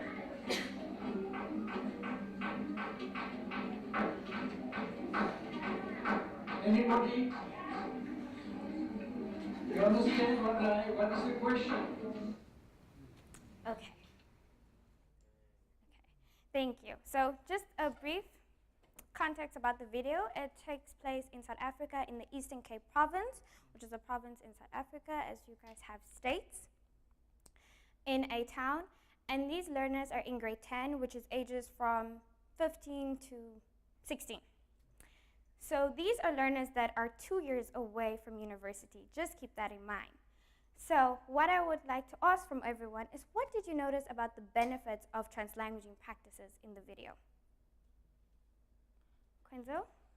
What I noticed was that the learners in the first class, where they were using Xhosa and English, they were more engaged, they were more responsive, whilst in the second class, the English class, where they're learning history, the learners are disengaged, they're sleepy, they're yawning, and it seems as if they're not understanding anything from the teacher. Okay. Thank you, Quenzo. I can take another hand. Francesca? Like, going off of that as well, like people always say like math is like the universal language, math is always the same everywhere kind of thing. Yeah, but it kind of seemed like they were more understanding it, because, you know, he was going saying a bunch of stuff, and then he was like, x-axis, y-axis, and I'm like, okay, I was catching along. I'm like, I could have done math with him, but I didn't really know what he was saying, and then this, like, yeah, you can't really be into it. Okay, thank you so much. You make a very important note about what people perceive as a universal language and how languages should be taught. How subjects should be taught. And to go off of what Quenzo said about how in the video they were more engaging. So the benefits of translanguaging, according to Lewis et al., who had bases this off of many case studies he had done and had read about. So it promotes a greater and richer understanding of the subject matter. As you could see in the video, the students were more engaged in the classroom where translanguaging was taking place. It also encourages the development of the second or third language. So as you can see, and as I mentioned earlier about the Spanish and English example, it encourages the development of the second or third language in education. And if you introduce also a third language, it also encourages the development of all three languages that they're learning in the classroom. So next is, it forms a connection with the home environment that encourages people cooperation in the classroom. And what I mean by this is, with the language or with people's home language, you form a connection.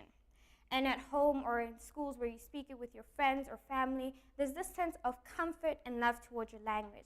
And when it's introduced in the classroom, you become more comfortable because it just relates back to home. Okay? So, why is this significant to my research? Okay, so it is never too late. Monolingualism is easy to cure. And why I put this there is because what I hope to achieve with my research is for translanguaging practices to be introduced in higher education. And because my research focuses on higher education, and I'll give a little background on where this came from. So I was part of a multilingualism classroom in my third year, which can also be said as your junior year. And so in this classroom, the module was about multilingualism, and the classes were taught in 3 languages, which are the official languages of the Western Cape province, and in South Africa we have officially 11 languages according to the Constitution. So in that province, which catered to the majority of the speakers who spoke English, Afrikaans, and isiXhosa, so in this multilingualism classroom, the lectures, the slides, and everything was taught in 3 languages. The midterm test, the final exam, the major assignment, and the essays were all taught in in all 3 languages. And what I want to do with this is do a comparative study of another class that had the exact same criteria of the midterm test and everything, also a linguistic module, just they're both linguistic modules in the Department of Linguistics at the University of the Western Cape, and this was a business module. So literally the only distinctive differences was the one was about multilingualism and the other was about business studies. The one is taught in 3 languages and the other is taught in 1. And what I want to show doing this comparative analysis is to analyze the students' experiences that both had these modules and how their academic performance developed in both modules, and to show that to also show the assumption that by 3rd year, where students are normally 21, that they should know English. But as that video also demonstrated, the students that are 2 years away from university did not know English that well, and that can also be applied in higher education. And in the research that was done with that multilingualism module from 2014 showed that students struggled with the languages and they appreciated how the translation of the modules were given, and they really enjoyed it. So by doing this comparative analysis of both students' experiences is to show that translanguaging practices can be done in higher education and that is beneficial and that the resources are there. And because in my research I found out that some places languages policies do not allow it. So in South Africa, we are privileged to have a language policy that allows it, and it's important because we're such a diverse country, and it also encourages students to feel this love for the indigenous language and appreciation that indigenous languages can be brought into academic space. Thank you.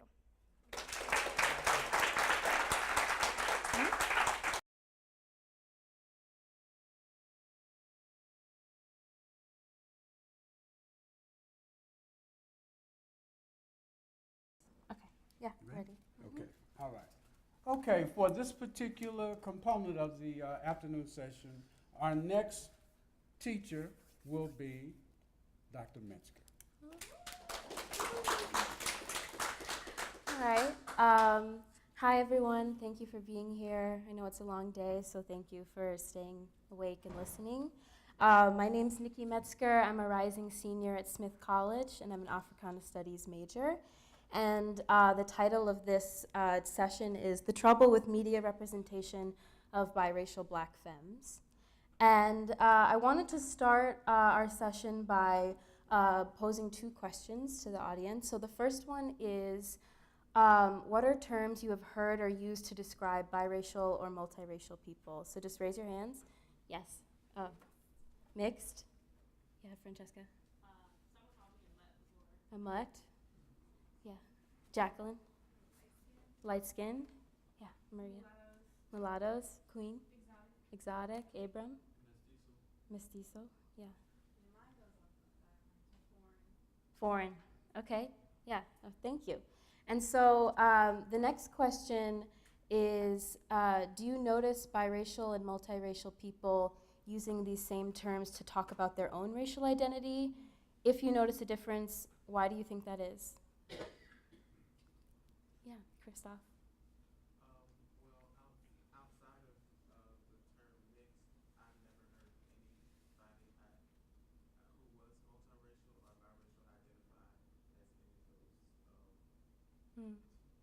Like foreign or exotic or, yeah, yeah. I don't know why, I guess I could guess why, but I mean, that's something definitely like to think about, that, you know, if they don't identify themselves as that, then why should we? Mm-hmm. Yeah. I also think there was, remember there was like this phase during social media where it was, oh, I'm exotic, I'm foreign, like skin, that sort of thing. So I do think in that time period that they were identifying with some of the terms that other people had named. Right. But as time progresses on, I want to make that happen. Okay. Yeah. So thank you all for those answers. The reason why I wanted to start with language, because language for me in my project is key to opening up troubling self-identification, or how I like to say naming. So all the terms that have been brought up are terms that have been used by multiracial people, or other people have used it to refer to them, but we also have only scratched the surface, right, to the multiple ways that multiracial people refer to themselves.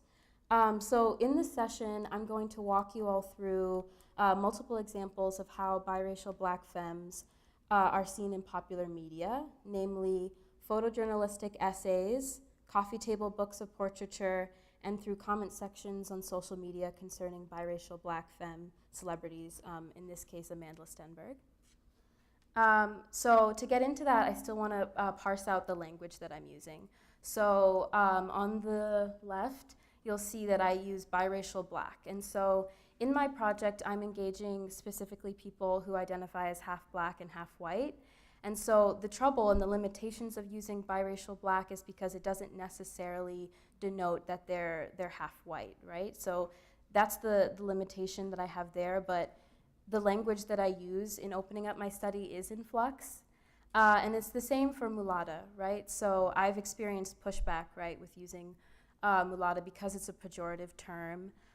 It still holds a specific charge, especially in the United States, but I still use it because it holds historical weight when thinking about the racial landscape of the United States context. So it's special, but it also has the potential to do harm. So I use it in certain contexts, but I also have to hold back from imposing it on other people that I want to study. And then I use femme, and so femme for me is a way to engage in expansiveness of gender, especially since I'm studying at Smith, where there is a high possibility that my narrators that I'll be interviewing won't necessarily identify with being biracial black women.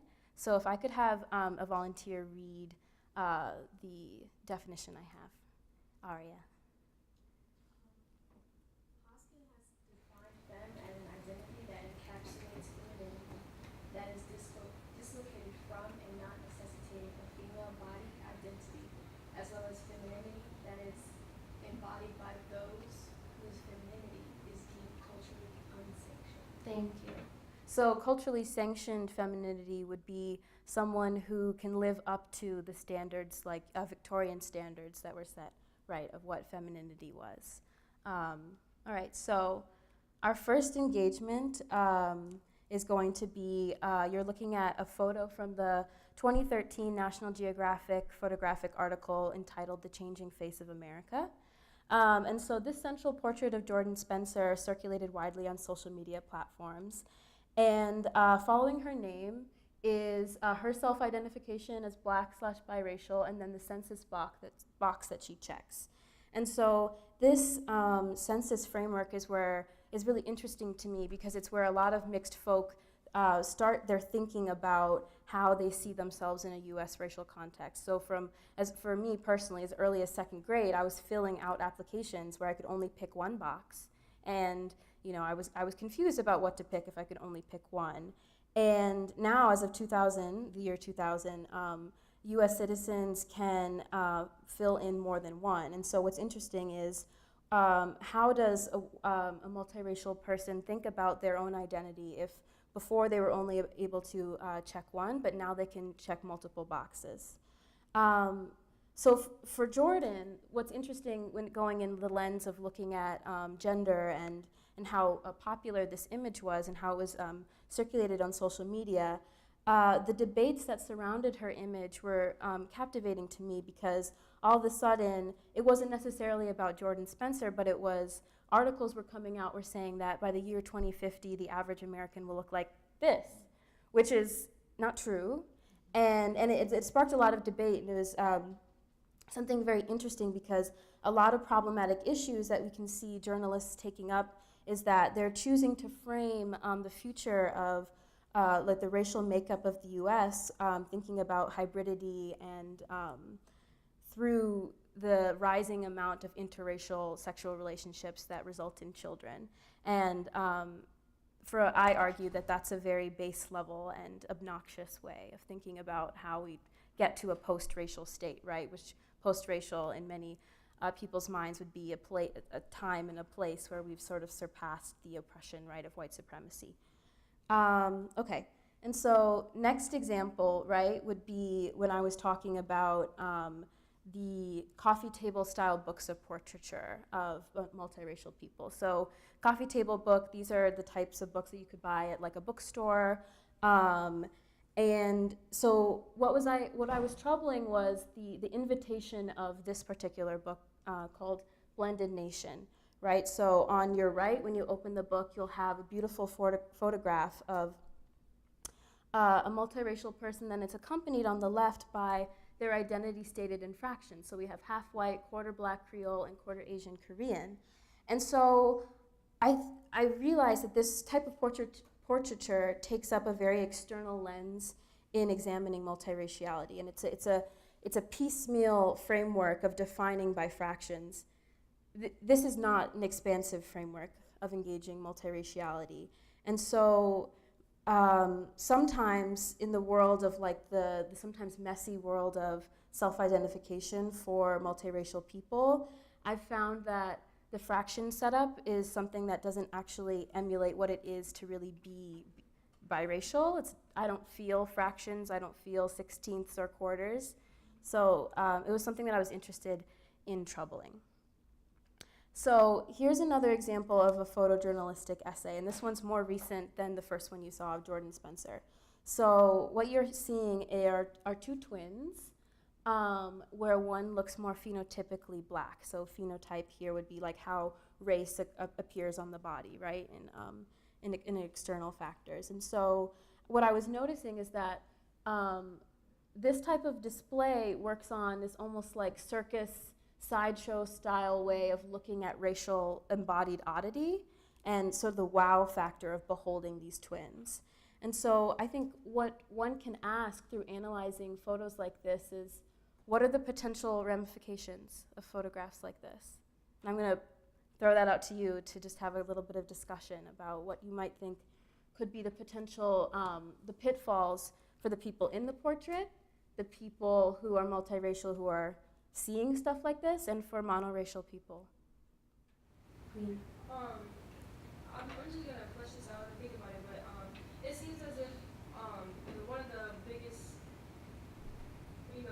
analyzation of multiracialness is like from black and white, and it's like they're two complete opposites, two contrasts, and they have like an opposing history together. Like they have history together as being like something that is difficult to bring together. So it's like in this picture right here, it's like, oh wow, out of a mother's womb, there's black and there's white, and then there's so many like connotations with those two things, and it's like this is bringing that together. So it's kind of like, oh wow, we're seeing, because like this is something like this is able to happen, just like all of the problems that black people oppress black people.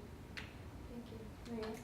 So from the standpoint of how others who are either bi or multiracial would view this, I feel that would be something good for them to see, just a representation of themselves. I know, like for me, if I see someone who looks like me or who resembles me, that makes me happy. But I feel like for those who are in the actual picture, so those two girls and just twins in general, there is a lot of compare and contrast. And so I feel like that could negatively impact and affect their relationship as sisters, as twins. But then the twin who phenotypically, I don't know how you politically frame it, but the one who appears black, it could affect her negatively versus her sister. Yeah.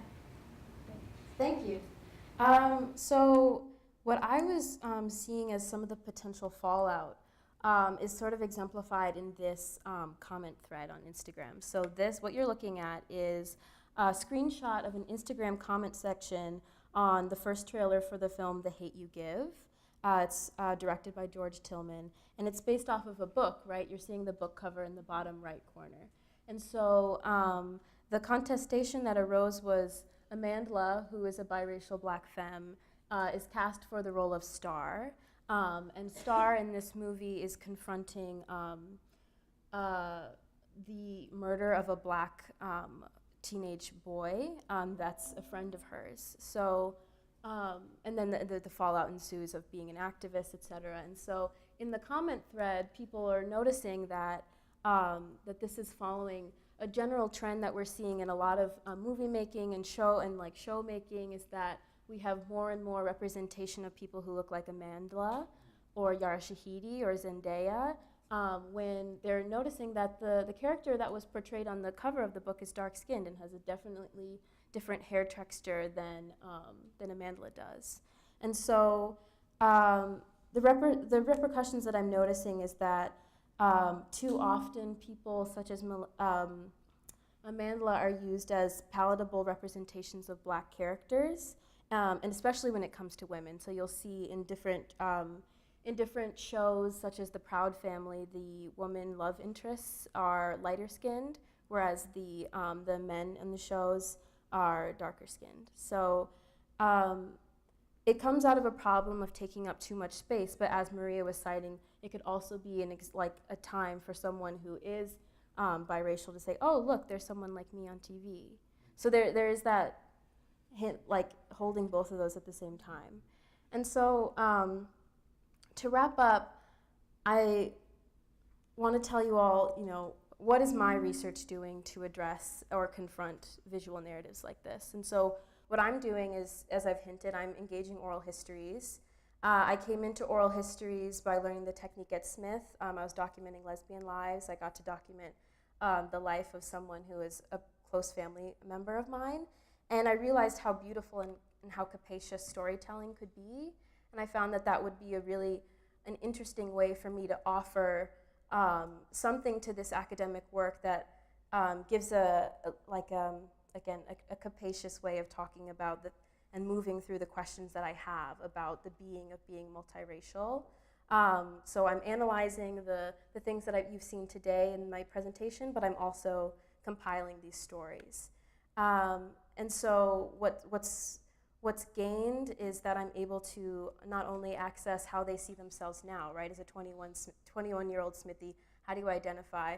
But I'm also able to talk to them about their experiences at 7, at 14, and that sort of lifelong, almost, they're 21, but that process. And so to end, I guess I would like to say that in this process of doing this research, as I'm in my second year, I'm uncomfortable in a lot of it, right? I'm thinking about my positionality as a biracial black femme, and what does that mean? How does it affect my research? And there's times when I'm doubting, like, is this just too self-serving, right? But what I can say is that I have so much gratitude for the support I've received from my mentors and my peers, encouraging me to keep doing this research. So thank you for listening.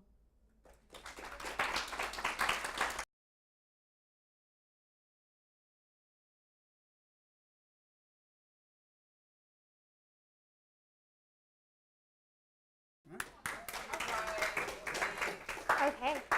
Good afternoon, beautiful people. How are y'all? You good? You hanging in there? Okay, so my name is Kendra Grissom. I'm a rising junior history major at Spelman College. And today, we're going to be in African American history. And we're exploring the question, whatever happened to the civil rights movement during the Cold War, specifically between the years of 1945 and 1960s. So just to get your brains going, what is the first thing that comes to mind when I say civil rights movement? Give me 2 people. Jacqueline. Martin Luther King, okay. Anybody else? Okay. All right. So what is the first thing that comes to mind when I say Cold War? 2 people. Dear. Russia. Okay. Dartisha. Red Scare. Okay. So another question. What do you think the link is between the civil rights movement and the Cold War? Any guesses? Kira.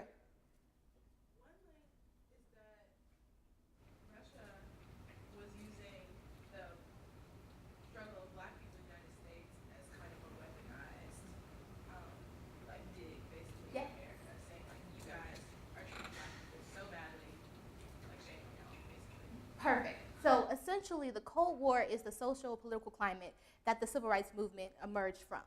And what I think is interesting is that when we have conversations about the civil rights movement, rarely do we situate it in the climate of the Cold War.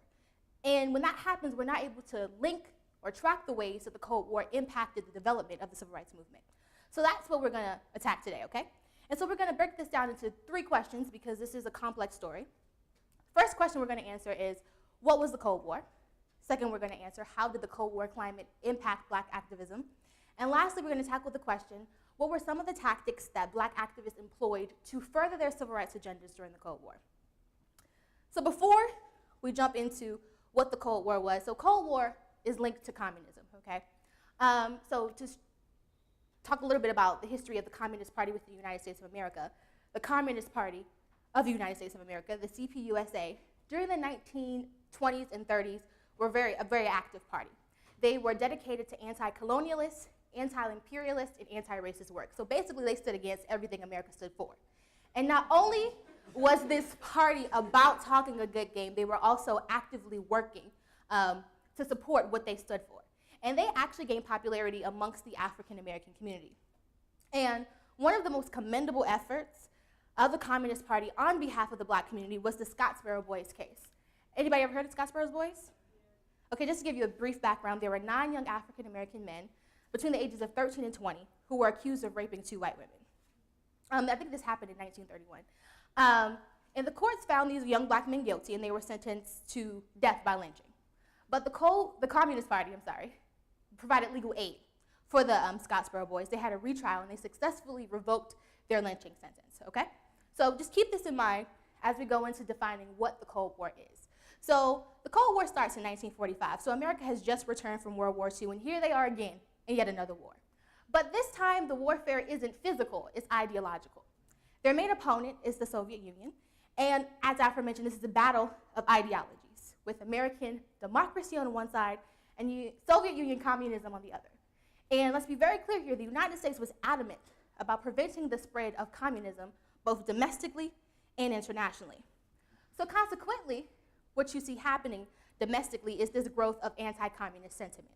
American citizens begin to distance themselves from those things that are considered communist. And as we know, the Communist Party in the 1920s and 30s were active in the fight against segregation, and they stood for racial egalitarianism, which meant during the Cold War, American citizens began to distance themselves from segregation, the fight against segregation, and promoting racial egalitarianism.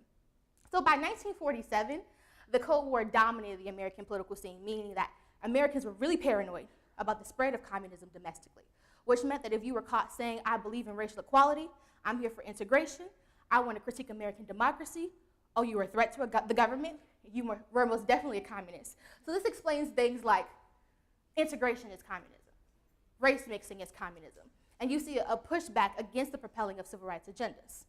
But this is where things kind of get complicated. So we clear? Understand what I'm saying thus far? Okay, because as aforementioned, the Cold War is ideological warfare. And not only does the United States want to prevent the spread of communism, they want to spread American democracy. But in order to spread democracy, you got to make it appealing, right? So at this time, foreign relations and international image were key.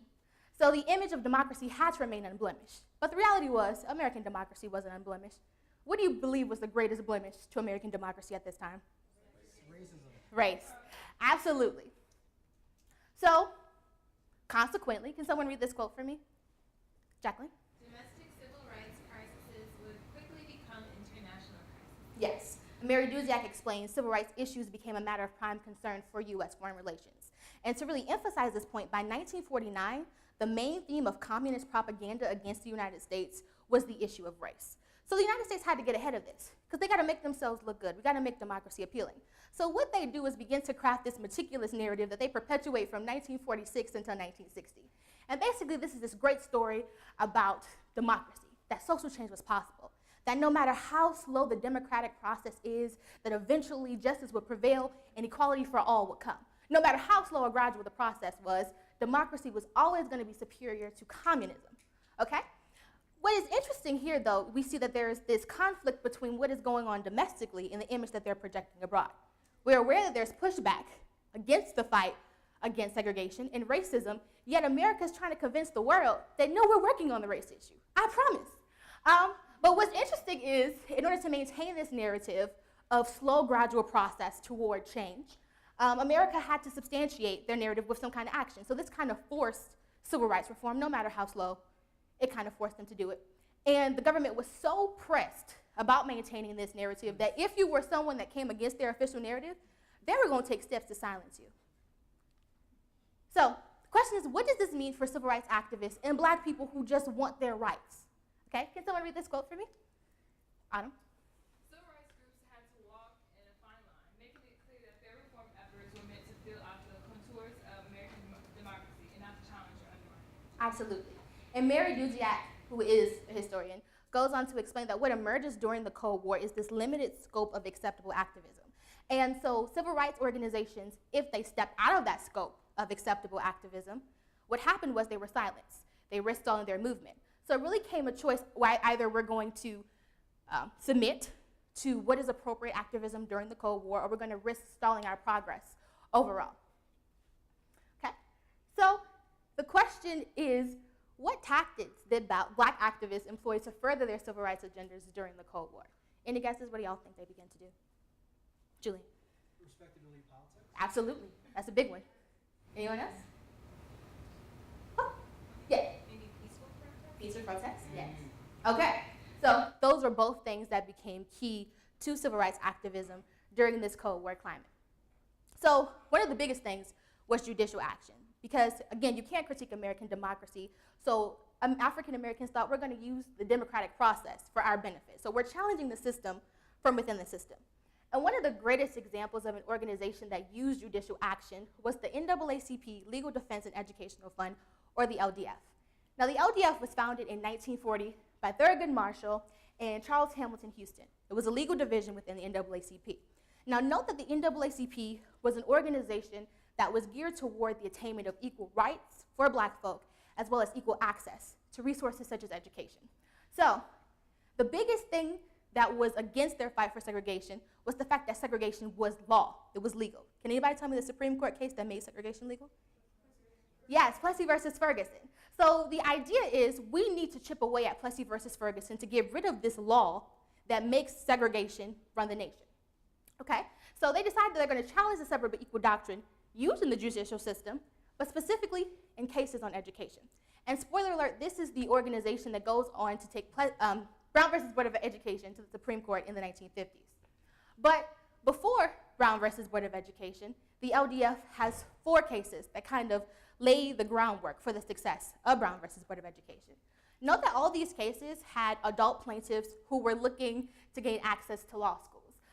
The most significant cases to Brown versus Board were the last 2, McLaurin versus Oklahoma State Board of Regents and Sweet versus Painter. Both of these cases happened in 1950. And this was the time when the LDF actually began to challenge the separate but equal doctrine. This is when they began arguing that separate spaces are inherently unequal. And Sweet versus Painter, Thurgood Marshall explicitly argues against Plessy versus Ferguson, saying that segregation is illegal because there is no way that there can be separate facilities provided for people of color and whites, and these facilities be equal. Okay? So this is where it gets good, because now, in 1953, you have the beginning of the argument for Brown versus Board of Education in the Supreme Court. And if you know the Supreme Court of the United States, you understand how important precedents are. So when cases come before the Supreme Court justices will often confer with previous cases of a similar nature. They will look at those decisions and often use those decisions to influence the choice that they're going to make. So Thurgood Marshall and the LDF really set themselves up really nice, because when they went with Brown versus Board of Education to the Supreme Court, all they were asking the Supreme Court to do was to apply the precedent that was established in Sweet versus Painter and McLaurin versus Oklahoma to primary and secondary education. And what happened? Sweet victory. So the separate but equal doctrine was deemed a violation of the 14th Amendment, which is equal protection of the law, under the law. And this was important not just to education, but this represented a crack in the Plessy versus Ferguson in separate but equal, because you're saying, here you have the Supreme Court acknowledging that separation is inherently unequal, which meant that this was just the start of desegregation, not just in public schools, but in American society overall. So not only was this exciting for the African American community, but again, this is the Cold War, so the US is really pressed about their international image. So they really maximized on this case, and they were like, hey, look world, look at us. Look what's possible under democracy. Look what we're doing for our colored people. It's absolutely amazing. However, though Brown was an astounding victory for African Americans, and it did bring hope to the African American community, African American activists faced a harsh reality in the aftermath of Brown. Even though Brown versus Board of Education and using the judicial system represented staying within the acceptable realms of activism during the Cold War, this did not mean that they weren't accused of being communists, because white supremacists definitely believed that the Supreme Court was infiltrated by communists with this decision. They believed that NAACP was a product of the Soviet Union. And there was also white lash. So the backlash in the wake of Brown versus Board of Education, the pushback that prevented desegregation of public schools, as I hope we're kind of familiar with, it really allowed African American activists to see that judicial action alone is not going to get us where we need to be. And so in the wake of Brown versus Board of Education, you have civil rights activists begin to strategize. So how are we actually going to go about attaining our rights? So this when legislation comes into play. We need to get laws into place, as well as court action. And we also are going to start using direct, nonviolent protests, okay? And so Brown versus Board of Education is actually significant because it signifies the start of what is known amongst historians as the classic civil rights movement. And this term was coined by Bayard Rustin, and it describes an 11-year period between Brown versus Board of Education and the passage of the Voting Rights Act of 1965. So in that 11-year period, you have major nonviolent direct action campaigns. What are some of those campaigns? Anybody know? Between 1954 and 1965? March on Washington, what else? Montgomery bus boycott, the Freedom Rides, the Albany Movement, the Children Crusades, Mississippi Freedom Summer. All of these campaigns came as a result of this. And so you see that the Cold War really shaped Black activism. It shaped what was acceptable to do. It kind of limited, so to speak, the progress of Black activism during this time. So where my research comes in, and what I'm curious about is, could Black radicalism survive in this climate? If you have acceptable activism, you have activism that's not necessarily radical, that's not calling for the complete dismantling of the American system, then how did Black radicalism fare? Now, oftentimes when we talk about Black radicalism, what do we think about? What years? 65, post the classic civil rights movement. You know, nonviolent direct action is out of the way. Now we're focusing on Black radicalism.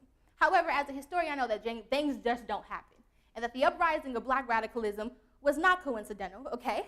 And so I'm interested to see, I argue that Black radicalism did survive the Cold War, but what ways or how did Black radicalism survive? And in a climate where you're not necessarily allowed to be overt about your radicalism, in what ways did the Black radical tradition survive? So my research argues that the Black radical tradition survived through sites of culture. Black culture and the codification of Black culture became essential to the survival of Black radical tradition.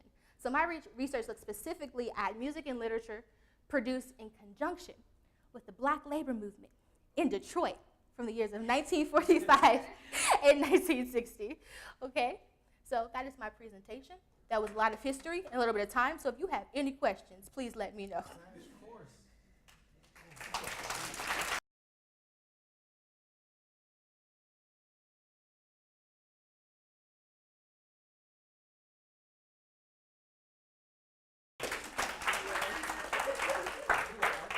Thank you, thank you. So today I want to take you all with me in a conversation about race and disability within Shakespeare's play, Othello. So we're going to go through some objectives. There's going to be an overview about critical race theory and critical disability studies. And we're going to review Othello, the play, and look at the characters of Othello and Iago and how their relationship talks about racism and ableism. See, the play Othello has a conversation about how disability and race constantly intersect and cause others to develop feelings of anger and cause others as well to feel as if they can inflict violence upon those who do not fit the proper mold of their society. In this context, it's Venice. So anyone who is not white, male, or able-bodied is ready to be targeted. Our first theoretical framework is critical race theory, which was established in 1981. Critical race theory, in the anthology written by Richard Delgado and Stefanik, defined critical race theory as a theoretical framework in the social sciences that uses critical theory to examine society and culture as they really transform the relationship among race, racism, and power. Now, I want to ask you guys a question. What is race? That was perfect. What is racism? Racism is thinking that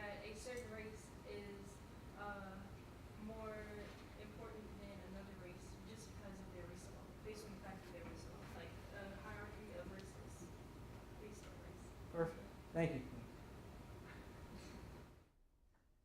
So, critical race theory, as Queen and Jacqueline did, seeks to answer these questions of what is race and how does race influence our society. So racism is commonplace. Its ordinariness makes it hard to identify, and thus harder to address. Race is not objective, as Jacqueline said, because it's a social construct. It's not based upon objective reality. And going towards Shakespeare's point, our social world is not fixed. Rather, we construct it with our own words and our stories. So, what can anyone tell me about the character Othello? Does anyone know Othello here? Jacqueline?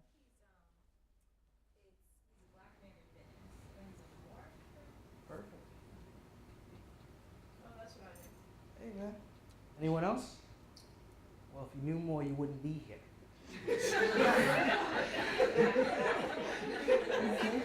Othello is the general of a Venetian army. Othello is a black Moor, which ties into critical race theory. Othello is in love with Desdemona. Desdemona is a white woman, a white Venetian woman. Othello has sporadic fits of epilepsy, which ties into critical disability studies. And lastly, Othello is deeply insecure due to this unshakable feeling of being an outsider, a social pariah. Can anyone tell me anything about the character Iago? If you knew more, you wouldn't be here. Okay, does anyone know him? This is Niccolò Machiavelli. He is a political philosopher within the Renaissance times. He believed in cunning in order to achieve power. Iago is resentful towards Othello because he believes that Othello's promotion to become general of Venice is a violation of his birthright. He feels simply because of the color of his skin, he has the right to be above this man Othello, irrespective of how hard Othello has worked towards that position, showing a sense of national pride. Iago is very manipulative. Iago lies to Othello about Desdemona's loyalty to him. Othello is pitted against Cassio, one of his few allies in Venice, because of the lies of Iago. And this is why I identify Iago as a Machiavellian character. Now, there's a quote here, or a verse, and it's by Iago. Can someone read this for me? Oh, actually, George, can you read this? Sure. Come on. Aye, there's the point. As to be bold with you, not to affect many proposed matches of her own clime, complexion, and degree, whereto we see all things nature tends. First, one may smell in such a will most rank foul proposition. Thoughts unnatural, but pardon me, I do not in position distinctly speak of her, though I may fear her. Will, recoiling in her better judgment, may fall to match you with her country forms, and happily repent. Give that man an Oscar. Okay. Okay, now what does this mean? Dartisha.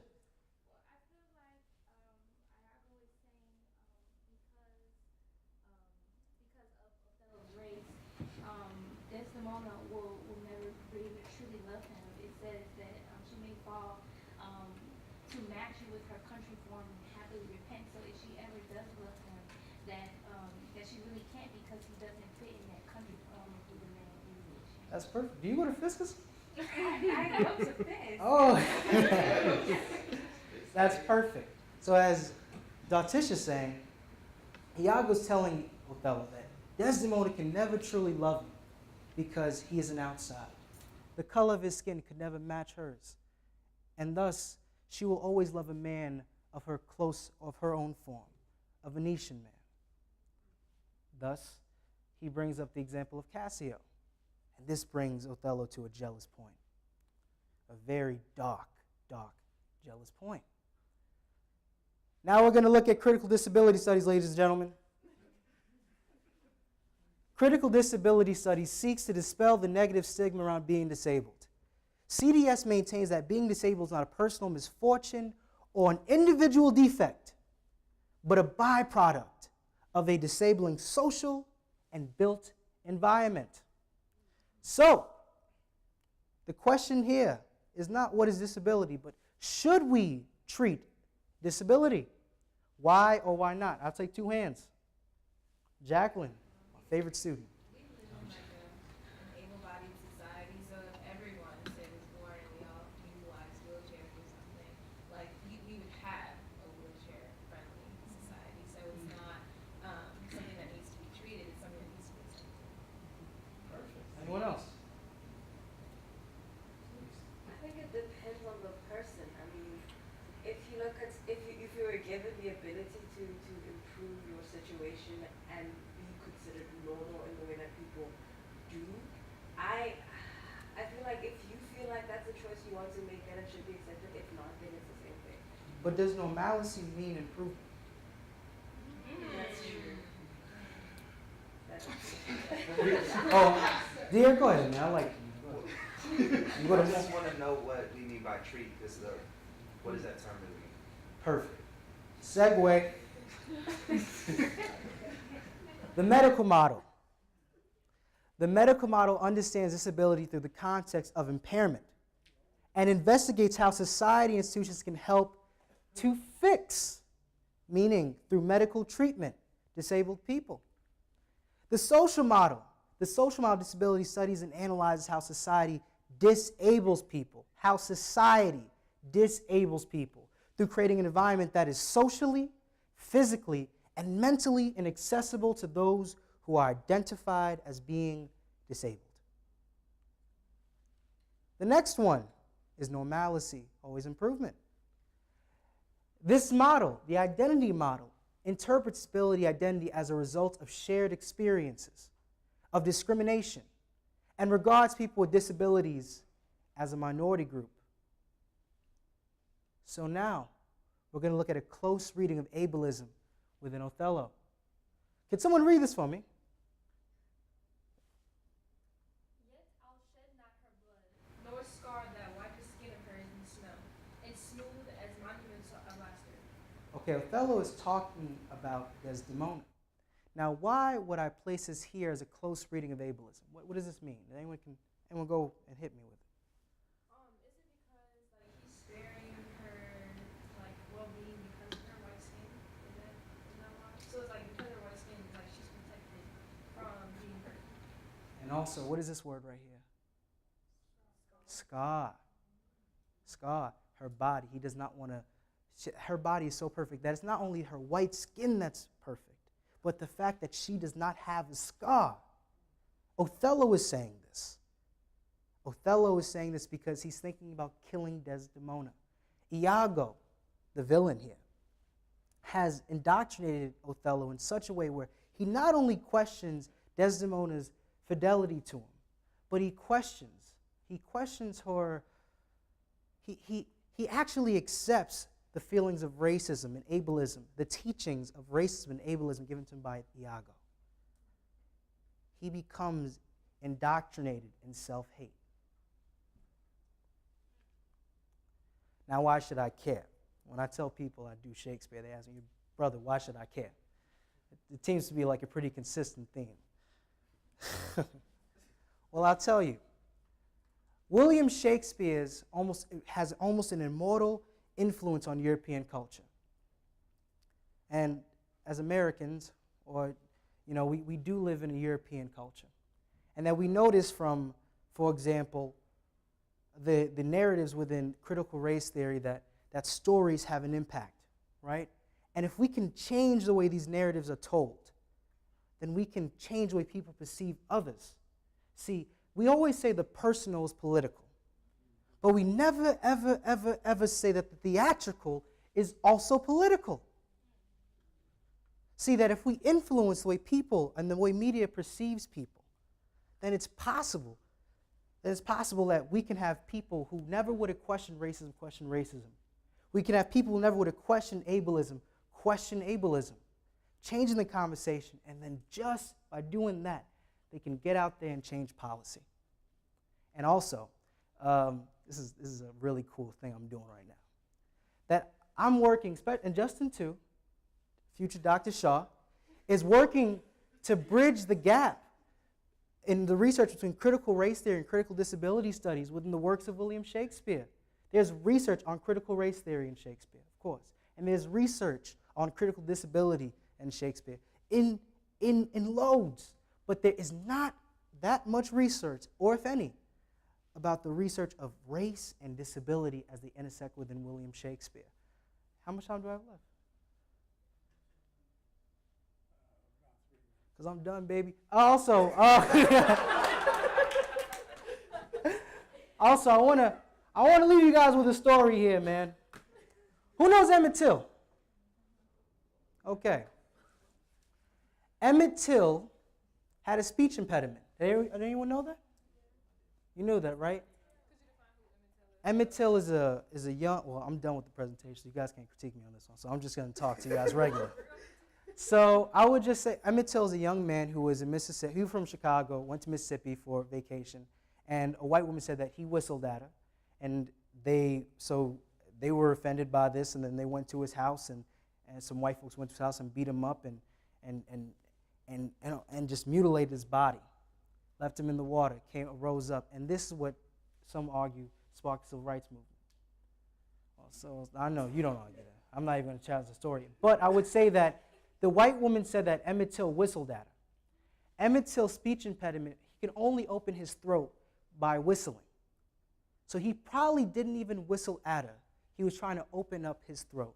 And that is an example of how race and disability intersect and cause an even greater level of oppression. Thank you guys very much, man.